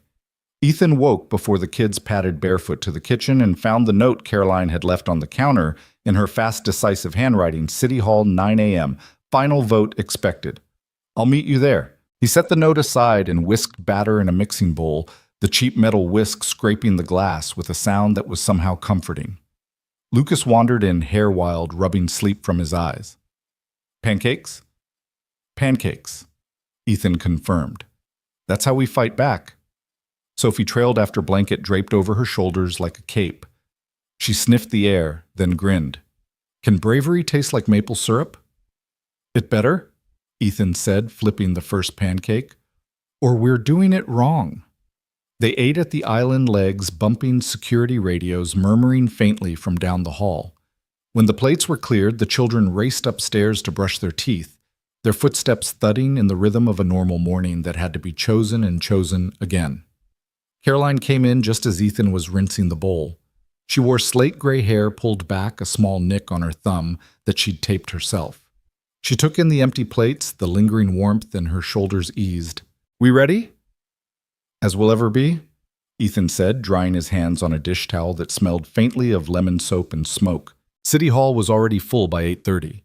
The chamber doors gaped like a mouth, swallowing everyone at once. Reporters, nurses on late shifts, bus drivers, teachers, a squad of teenage volunteers in matching shirts that said "Bravery Chain." Someone had taped a construction paper banner over a balcony rail, "Protect the helpers." Ethan didn't want to see himself as one of those. He couldn't stop himself. They took their seats near the front. Lucas and Sophie sat between them, dressed too nicely because children try to dress their hope when adults won't. Ethan could feel the heat of the room, the static hum of bodies pressed together, the way air changes when a decision is near. The council president banged the gavel and the agenda droned, and then Caroline stood. She didn't look at the cameras, she looked at the people who had squeezed into folding chairs and onto the floor and into hallways because they recognized their own reflection in this. This act, she said, hands loose at her sides, is a promise that when you step forward for a stranger, you won't be punished for it. It is not permission to be reckless. It is protection for being human. She didn't mention the fire or the brick or the Polaroid. She didn't need to. The room held those things like a shared scar. Opponents had their turn. A councilman with a practiced frown warned about vigilantism, about budget strain, about unintended consequences. A lobbyist in a perfect suit called it performative compassion. A blogger in the press row typed virtue theater without looking up. Ethan felt his jaw set. He thought of a kitchen knife slick with rain and a girl's breath hot against his palm while he told her to run. He thought of Lucas's small hand pressed at his ribs, crying, "Don't close your eyes." Public comment opened. People lined up at a microphone that looked too small for what it had to carry. A bus driver spoke first, middle-aged cap in hand. "I was the driver who hit the brakes that night," he said, voice trembling. "I go to work every day afraid of the moment I can't stop in time. I need a city that doesn't put all the weight on a single father's back." A nurse in her scrub's hair, still damp from a quick shower, told the room about swabbing a wound while a man kept asking if his son was okay. A janitor spoke about losing wages after breaking his wrist stopping a hallway fight.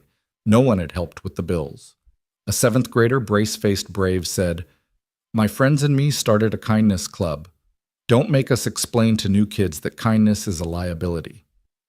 When it was over, the council filed out to deliberate. The room loosened into chatter, then prayer, then the anxious silence of a waiting room. Ethan felt the urge to flee. He stood instead, stepped into the corridor, and called the number he'd been avoiding. Peterson's auto came the familiar growl. "Hey, boss." Ethan stared at the polished marble at his distorted reflection in it. "It's me." "You in the news again?" Peterson said, a mix of gruff pride and complaint. "You gonna make people think I pay hero wages?" Ethan almost laughed. It came out like air leaving a punctured tire. "There's a vote today. If it passes, Caroline Councilwoman Whitmore wants me to help build some things. Outreach. Support. I don't know what to call it." Peterson was quiet longer than expected. "You thinking of leaving? I don't know." He swallowed. "I know engines. I don't know City Hall." "You know broken," Peterson said, "and how to fix it without making it worse. That's more than most of them. Do what you gotta do. Your bae will miss you." "I'll manage."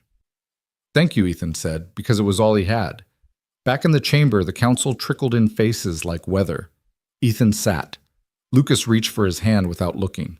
Caroline stared straight ahead, lips pressed together, Sophie's shoulder against her arm like ballast. The council president read the tally. Numbers lined up too slow for a beating heart. Ayes. Nays. The motion carries. The room didn't erupt. It sighed, then rose into applause that wasn't triumphant so much as relieved, like a lung filling after a long hold. Caroline closed her eyes for a single second, then opened them and turned to him first before she did anything else. He didn't realize he'd been standing until he felt his knees.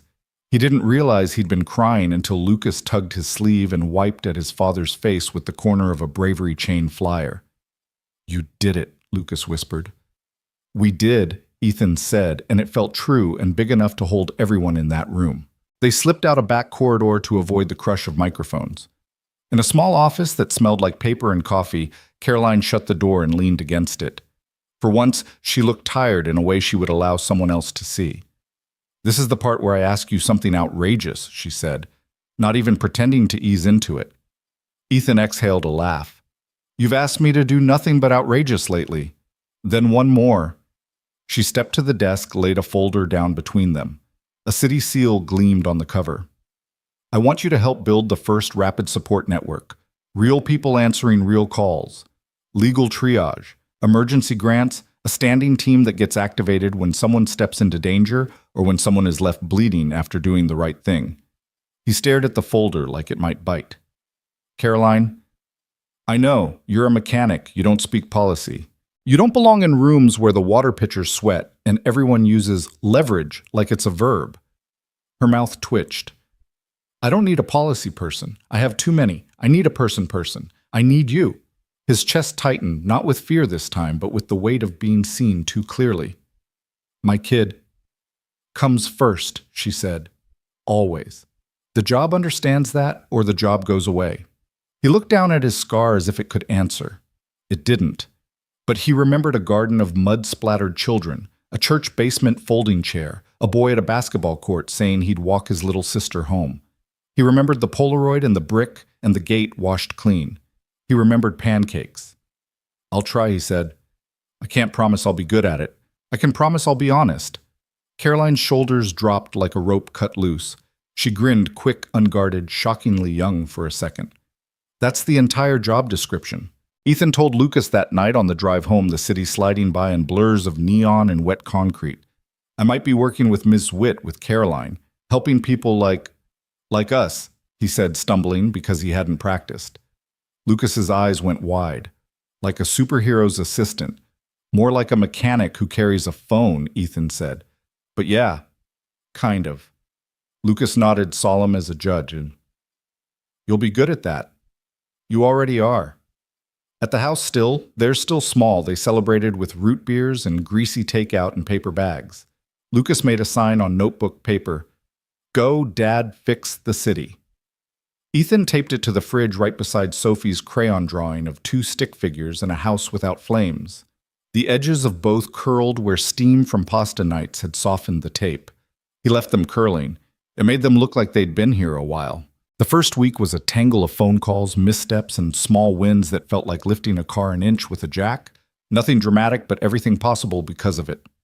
Ethan sat in a bare room with donated desks and mismatched chairs and took calls from people who sounded like echoes. A grandmother whose son had been injured breaking up a fight and couldn't afford the ER bill. He connected her to the fund's first disbursement and listened while she cried relief into the receiver. A school custodian worried he'd be fired for intervening in a hallway brawl. Ethan looped in a pro bono lawyer who knew exactly which paragraph in the new ordinance kept him safe. A teenager shaking as she described stepping between a bully and a boy with an inhaler, Ethan told her he was proud of her and then asked her to hold while he got her principal on the line to formalize a peer support club. Between calls, he paced the scuffed tile, learning the map of his own doubt. He messed up too, transferred someone to the wrong office, fumbled an intake form and had to call back to ask a name he should have written the first time. He wrote breathe on a post-it and stuck it to the monitor. He wrote listen on the desk with a permanent marker and decided if anyone complained, he'd say it was policy. Peterson stopped by one afternoon in his oil-stained jacket, surveyed the room like he was checking an engine. Looks like work, he grunted. That's how you know it's worth it. Ethan laughed. I miss the smell of brake fluid sometimes. Peterson clapped his shoulder, a careful fatherly thump. Go make the city smell better instead. At school, Lucas and Sophie turned their 2-person kindness club into a dozen and then 2 dozen. They filled a cardboard box with mittens and granola bars. They sat with the kid who sat alone. They asked teachers if they could present a 5-minute bravery minute at assemblies. The principal said no at first, then relented when the counselor pointed to the drop in hallway referrals. One night, Lucas spread poster board across the living room floor. We need a logo, he announced. Something simple, like a hand. Sophie tilted her head. A hand's good, but maybe 2 hands. They traced cut glued. When they held up the finished sign, Ethan's chest did that breaking healing thing it had learned to do so often lately. 2 hands messy with glue overlapping like a promise. Caroline arrived late, hair damp from rain, the day's exhaustion pulling at the corners of her mouth. She saw the hands and smiled, something inside her unspooling. That's it, she said softly. That's the whole platform. Ethan found her on the porch after the kids drifted to bed the city, a sequined blanket across the dark. "I don't know if I can do this forever," he admitted. "Some days I hear the knife again. Some days I still want to hide." "Me too," she said. "Not about the knife, about the hiding." They stood quiet a while. The porch light hummed. Down the block a dog barked twice, decided against a third time. "You know what I think," Caroline said at last. "Scars don't ask you to be fearless. They ask you to be faithful." Ethan rubbed at the line under his collar. It tugged, then settled. "Faithful. I can try." He looked through the window at the fridge, Lucas's sign, Sophie's drawing, both rippling slightly in the heater's breath. The house was still small. The world was still large. Tomorrow would be another day of phones and meetings, and someone needing help at the same moment the coffee went cold. He closed his eyes, opened them, stepped back inside. Work had begun. The following weeks blurred into something strange, an odd mix of chaos and routine, as if the city itself had decided to test whether Ethan was serious. Every morning began the same alarm at 6:15, the smell of cheap coffee percolating Lucas and Sophie, scrambling for backpacks and mismatched socks.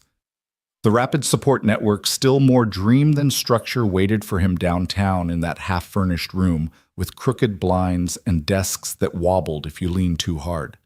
Yet before he left the house, he always stopped at the fridge, touched the edge of Lucas's "Joe Dad Fix the City" sign and Sophie's drawing of the unburned house. It was his armor. By 8, he was at the phones.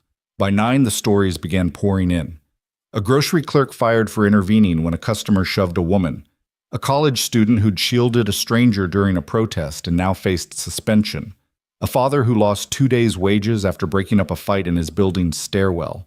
Ethan wrote every name on yellow legal pads, his handwriting tightening when the stories got heavier. Sometimes he pressed his palm flat against the desk to steady himself. Each time he remembered the night of the knife, the way fear doesn't announce itself politely, it just lunges. Caroline stopped by often, not to command, but to listen. She'd perch on the edge of a desk, shoes, kicked-off jacket, folded across her lap. She looked less like a politician there, more like the woman who had once wept in his doorway with her daughter safe in her arms.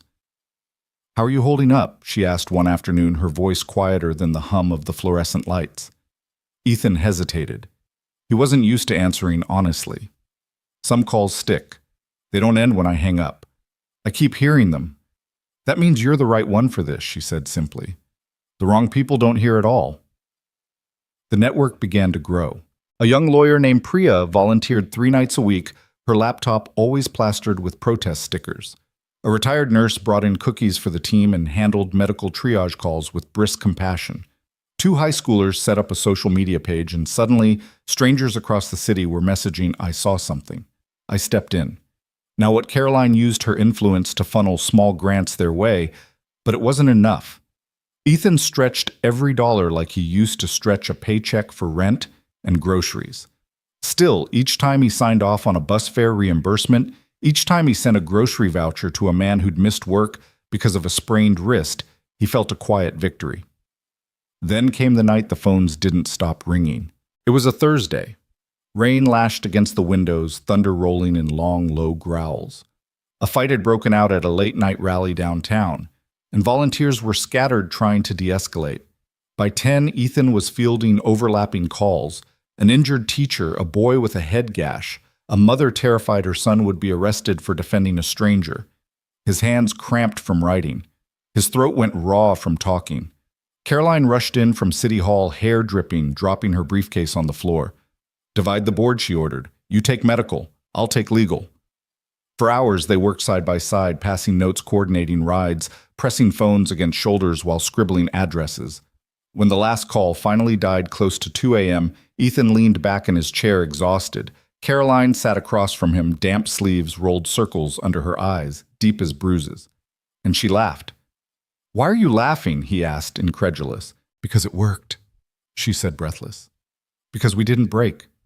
He stared at her, then felt the smallest tug at his own mouth. A laugh escaped him, too dry, cracked, but real. For the first time in weeks, the weight on his chest eased. Not everyone was pleased. The morning after headlines screamed city funds funneled into Hero Hotline, and is this compassion or chaos? Talk show hosts scoffed at a mechanic running social work, and pundits called it Whitmore's vanity project. Ethan clipped none of it. He had no room in his head for people who never stood in a street with someone bleeding. But Lucas did. The boy saw one of the broadcasts at a neighbor's house and asked his dad that night, voice trembling, "Are they going to shut you down?" Ethan knelt, hand steady on his son's shoulder.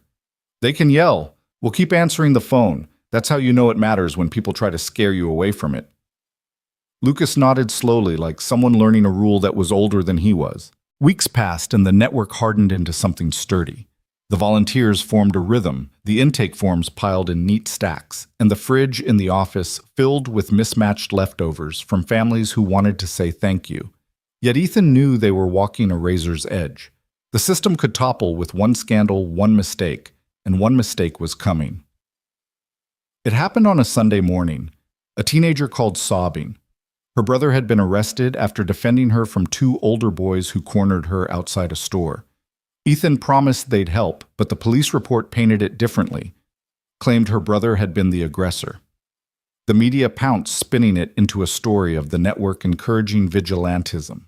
By Monday, reporters swarmed the office shouting questions through the blinds. Caroline ordered extra security. Volunteers whispered about resigning. Priya, the lawyer, slammed a folder down on the desk and said, "If this is how they're going to fight us, we need to fight back with proof." Proof meant witnesses. Proof meant dragging quiet people into loud rooms. Proof meant danger. That night alone in the office, Ethan stared at the yellow pads stacked high with names, people who had trusted him with their pain. He thought of the knife, the blood, the way survival is always messy and never polite. He whispered to the empty room, "What if I ruin this for them?" From the doorway, Caroline's voice answered steady, as if she'd been waiting. "Then you get up the next day and fix it. That's what you do, isn't it?" He turned. She stood there, hair pulled back, eyes fierce with something he couldn't call politics anymore. "You fix what breaks." Ethan looked down at his scar, then at the folder Priya had left. He realized the fight wasn't about a single case, or even the ordinance. It was about whether a city could admit that broken people still mattered. He closed the folder, stood, and said quietly, "Then let's fix this, too." The hearing room smelled faintly of dust and old wood polish, the kind of place where history liked to pretend it never moved. Rows of benches were filled with reporters, officials, and curious citizens who wanted a glimpse of the fight. At the front, Ethan sat stiffly at the witness table, his scar visible beneath the harsh fluorescent lights. Beside him, Priya shuffled through folders, whispering reminders, while Caroline leaned in her chair with that calm political steel in her posture. The case against the Rapid Support Network was clear in its accusations they were inciting vigilantism, operating without oversight, interfering with law enforcement. The city's legal counsel spoke like a man rehearsing lines in front of a mirror, each phrase clipped and clean. But Ethan knew the real trial wasn't in the documents, it was in the faces of the people behind him. He could feel their weight pressing forward, the grocery clerk, the college student, the father from the stairwell. They'd shown up filling the benches with ordinary clothes, nervous hands, and hopeful eyes. Priya rose first, presenting witness after witness. A teacher with stitches along her scalp, voice trembling as she described strangers holding her until the ambulance arrived. A mother clutching her son's photo, saying the network gave her a ride home when no one else would. Caroline watched, face unreadable, but Ethan caught the way her hand twitched on the table as if holding herself from clapping. Then it was his turn. The oath felt heavy, the Bible cold beneath his palm. He sat, cleared his throat, and the room stilled. "I didn't plan for any of this," he began. His voice sounded rougher than he expected. "I was just a dad walking home. And when I saw a knife pointed at a girl, I didn't think about ordinances or headlines. I thought about my own daughter. And I moved." Silence followed, deep and thick. He went on. "Afterward, people started calling, not because I'm special, but because no one else was picking up the phone. They weren't looking for a hero. They were looking for someone who wouldn't hang up on them." The city's lawyer pounced.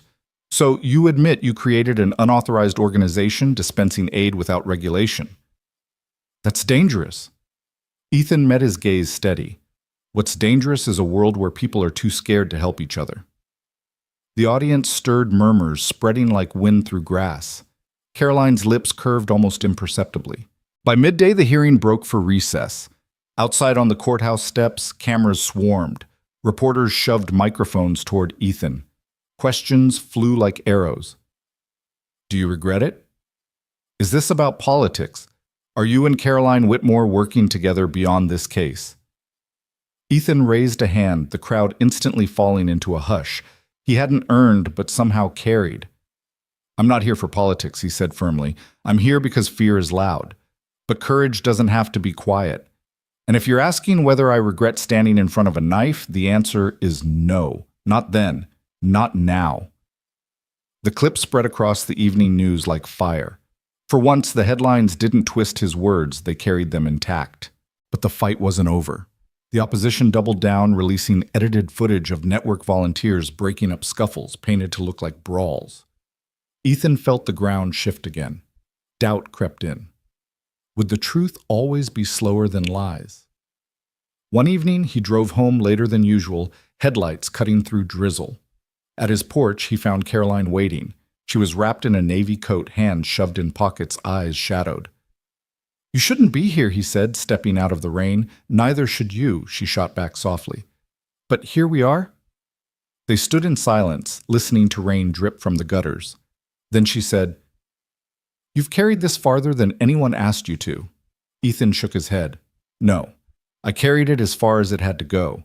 For the first time, she looked tired, not the polished kind of fatigue she showed at press conferences, but the bone-deep exhaustion of a mother of a woman who'd fought too many battles and was still bracing for more. My daughter sleeps because of you, she whispered. Don't think I'll ever forget that. His throat tightened. He wanted to tell her that he wasn't the savior she imagined, that he still woke up at night hearing the blade slice air. Instead, he only nodded. The final day of the hearing arrived like a storm breaking. The chamber was packed the air electric. The board announced their decision the network would remain, but under provisional oversight with city partnership. Not a full victory, but not defeat.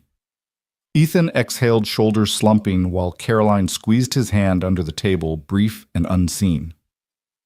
As the room erupted in mixed shouts, some cheers, some protests, Ethan glanced at the crowd. He spotted Lucas and Sophie in the back, wide-eyed but proud. He spotted the girl he'd saved clutching her mother's hand. He spotted ordinary people who looked at him not as a headline but as proof. He realized then this wasn't about surviving a knife anymore. It was about what came after. And what came after was just beginning. That night the porch light glowed as Caroline walked him to his door. She lingered hesitant. So what now? Ethan looked out across the dark street where rain still glistened on pavement like broken glass. Now he said quietly, We build something that lasts longer than fear. She smiled faintly, her eyes soft in the glow. Then let's not waste time. And as the door shut behind him, Ethan knew part 17 of his story wasn't an ending at all, just another step toward a city learning how to stand together. They didn't throw a parade when the network survived the hearing. There were no floats, no banners, no jubilant marches. That wasn't the shape of this victory. It moved quieter than that, like grass through cracks, like light under a door, like a promise kept. Months turned, then years. The Rapid Support Network traded its wobbly desks for steady ones, its borrowed phones for a real dispatch system, its shoestring funding for a modest line item with a public dashboard anyone could read. The city learned the number by heart. Parents scribbled it on fridge magnets. Teachers taped it to their desks. Crossing guards carried the card in their breast pockets right next to prayers. And in the steadier light of a gentler spring, there was a Saturday when the four of them, Ethan and Lucas, Caroline, and Sophie, walked up the steps of Roosevelt Middle School together. The rain had taken the day off. The building wore fresh paint, the kind that made old bricks look new, without lying about their history. A small crowd waited near the entrance, teachers, neighbors, kids with phone cameras, a brass quartet from the high school warming a tune no one could quite place. Beside the front doors, a sheet covered a plaque bolted to the wall. The edges of the bronze peeked through like a secret trying to breathe. Caroline squeezed Sophie's shoulder and went to greet the principal. Lucas bumped his elbow against his father's, a quiet, conspiratorial nudge. You sure about this? He asked. Ethan tugged at his cuff where the scar sometimes tugged back. Not even a little, he said, and managed a smile that felt like stepping onto a stage. but maybe we don't have to be. They gathered close. The principal said a few words about memory, about beginnings, about how sometimes the worst day becomes the seed of a better city if you water it with stubbornness. Then she looked to Ethan. Would you do the honor? He nodded. The cloth felt rough in his hands. He pulled it down. The bronze gleamed. The inscription was simple, to the ordinary courage that saved a child and taught a city to stand together. Beneath it a smaller line, let it never be rare. No cameras flashed at first. The quiet was too thick. People stood with their hands in their pockets, as if a hat should be held. Sophie took a half step closer to Lucas, a reflex older than language. Ethan swallowed the pebble in his throat and traced the letters with his eyes, not touching the way you look at something holy from one breath away. Caroline spoke last. She didn't use the voice she saved for press conferences. She spoke like a woman at a kitchen table. This plaque isn't a monument, she said. It's a reminder. That day wasn't about politics or headlines or careers. It was about a father, a stranger to us all, putting his body between fear and a child because he couldn't do otherwise. The rest of us have been catching up ever since. She turned to Ethan. Didn't perform the looking, simply met him steady. Thank you for giving us something worthy to chase. Ethan felt heat prick behind his eyes and let it be. The quartet found the melody they'd been searching for and offered it gently to the wind. People clapped the way they do in church, soft, grateful not for the speaker, but for the hope that doesn't embarrass them anymore. When it was over, they drifted in small knots across the steps. A boy about 13, lanky, a skateboard under his arm, approached Ethan with a shyness that had grit in it. Sir, he said, my sister called your number last month. After some guys followed her from the bus, a lady from your office stayed on the line till she got home. Ethan felt that tug again, lower this time deep. She get home okay? Yes, sir. The boy nodded, eyes shining like he'd swallowed a star. Thank you. Don't thank me, Ethan said, and the words came easier than they used to. Thank the neighbor who met her halfway. I did, the boy said, but I wanted to tell you too. They shared a small, careful smile, two strangers who knew each other anyway. Across the steps, Lucas and Sophie had found the brass quartet's empty case and were tossing in crumpled bills from their pockets, giggling like conspirators caught by kindness. Caroline lifted a brow as if to scold, then folded instead, laughter rolling out of her like relief. Come on, she said, a few minutes later, tapping her watch. If we don't leave now, the parking lot will trap us until Tuesday. They walked to the car. People waved. A woman with a stroller handed Ethan a muffin wrapped in a napkin, the kind of small-town gesture that didn't used to happen in a city this size. He thanked her and tucked it into his jacket, the weight of it absurd and perfect. As they drove, Seattle slid past the windows, cherry trees shaking off blossoms like confetti. Bus stops with hand-lettered flyers for block potlucks, teenagers in matching bravery chain t-shirts painting over graffiti on a low wall, while someone's abuela brought out lemonade. Ethan watched it all and thought for the 100th time how odd it was to love a place that had once tried to chew him up and float on. He loved it anyway, maybe because of that. At the house, their house, now a modest blue with a porch that insisted on wobbling no matter how often he tightened the screws, Ethan carried grocery bags inside, while the kids argued about whether pancakes counted as dinner if you added bacon. Caroline unlocked the door with the confidence of someone who had learned which key sticked and how to coax it. The living room held its familiar collage, scuffed coffee table couch with a repaired seam, a pair of backpacks defying gravity on a hook. On the fridge, the paper sign Lucas made years ago, Go Dad. Fix the City had faded to a softer red. Beside it, Sophie's drawing of the house without flames had been joined by newer artifacts. A program from the network's second-year fundraiser, a bravery chain postcard with two messy overlapping handprints, a Polaroid of the four of them squinting into late summer light, unposed, caught mid-laugh. Ethan set the bags down and pulled out a carton of eggs. Lucas slid onto a stool, pencil in hand math worksheet, waiting like a dare. Dad, he said without looking up, Ms. Keene says if I want to volunteer at the community center this summer, I have to keep my grades up. That's a fair bargain, Ethan said, cracking an egg one-handed, the old shop dexterity repurposed. What's the problem? Lucas tapped an equation. Slope. I get the idea. The line goes up or down depending, but the numbers keep slipping. Numbers do that, Ethan said. He drew a small graph on the back of the paper, pressed the pencil at one point and then another. All slope is change over distance. How far you went up or down for how far you move forward. That's it. Lucas frowned, then nodded. So, it's a way to measure how hard something's climbing. Ethan smiled. Exactly. Sophie appeared hair in a messy bun, pretending not to hover. Can I help? Always, Ethan said, and watched her slide onto the other stool, their shoulders knocking and then settling into a shared angle. Caroline leaned at the counter, opposite chin in her hand, eyes soft in a way that made him want to look away and keep looking at the same time. The news murmured low from the corner television, more habit than hunger. The anchor's voice was almost bored with good news, as if the city had gone and misplaced some of its old drama. Violent incidents down another 7%. Community intervention program expands. Good Samaritan claims cap raised. The words washed through the kitchen like warm water over cold hands. After dinner, bacon-approved pancakes devoured. Caroline walked out to the porch with 2 mugs, steam ribboning into evening air. The light slipped toward amber. A dog barked once, then decided the world could survive without its input. Across the street, a boy on a bike slowed to help a toddler's shoelace. His mother raised her chin in thanks, a small salute between strangers who weren't not anymore. Caroline tucked a leg under herself on the step. Do you ever regret it? She asked, and the question had aged with them, worn smoother but not thinner. The first night.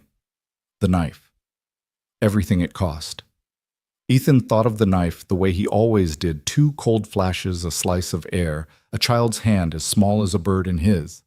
He thought of hospital bleach and a teacher sitting through the dark of a city that could have shrugged and instead chose to kneel down and put its hands out.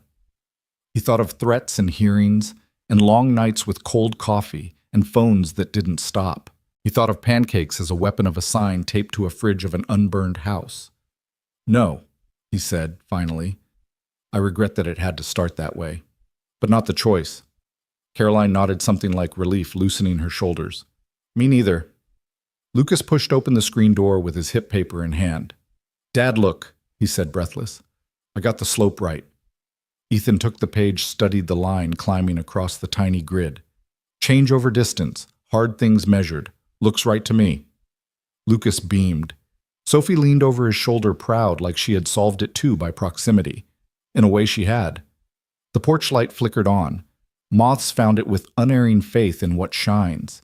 Inside the sink filled with plates, the table held the geography of a shared meal, and the fridge hummed like a contented animal. Ethan felt the old ache in his shoulder, the honest tug of a story you don't get to leave behind. He lifted his mug. Caroline lifted hers. The kids leaned against the doorframe mirror images without meaning to be.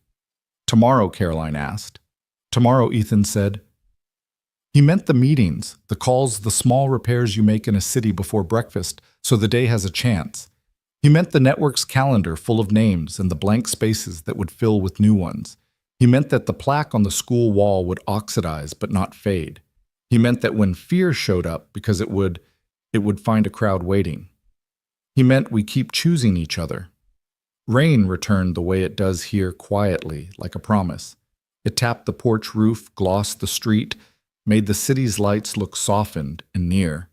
The 4 of them sat there listening, and the listening felt like prayer, no words, just a willingness to be held in the sound of something constant. The knife had written the first line, but it wasn't the author. They were. All of them. The city, too. And the story, ordinary, stubborn, warm as kitchen light, kept going. One small act at a time. One neighbor at a time. One ordinary, extraordinary day at a time. Your thoughts will help us create meaningful stories. And if you want to hear more powerful healing stories like this, don't forget to subscribe to the channel, click the bell icon so you don't miss any new episodes. And most importantly, share this video with someone who needs a little hope today. Thank you so much for your time. We hear you, and we are honored to tell these stories for you.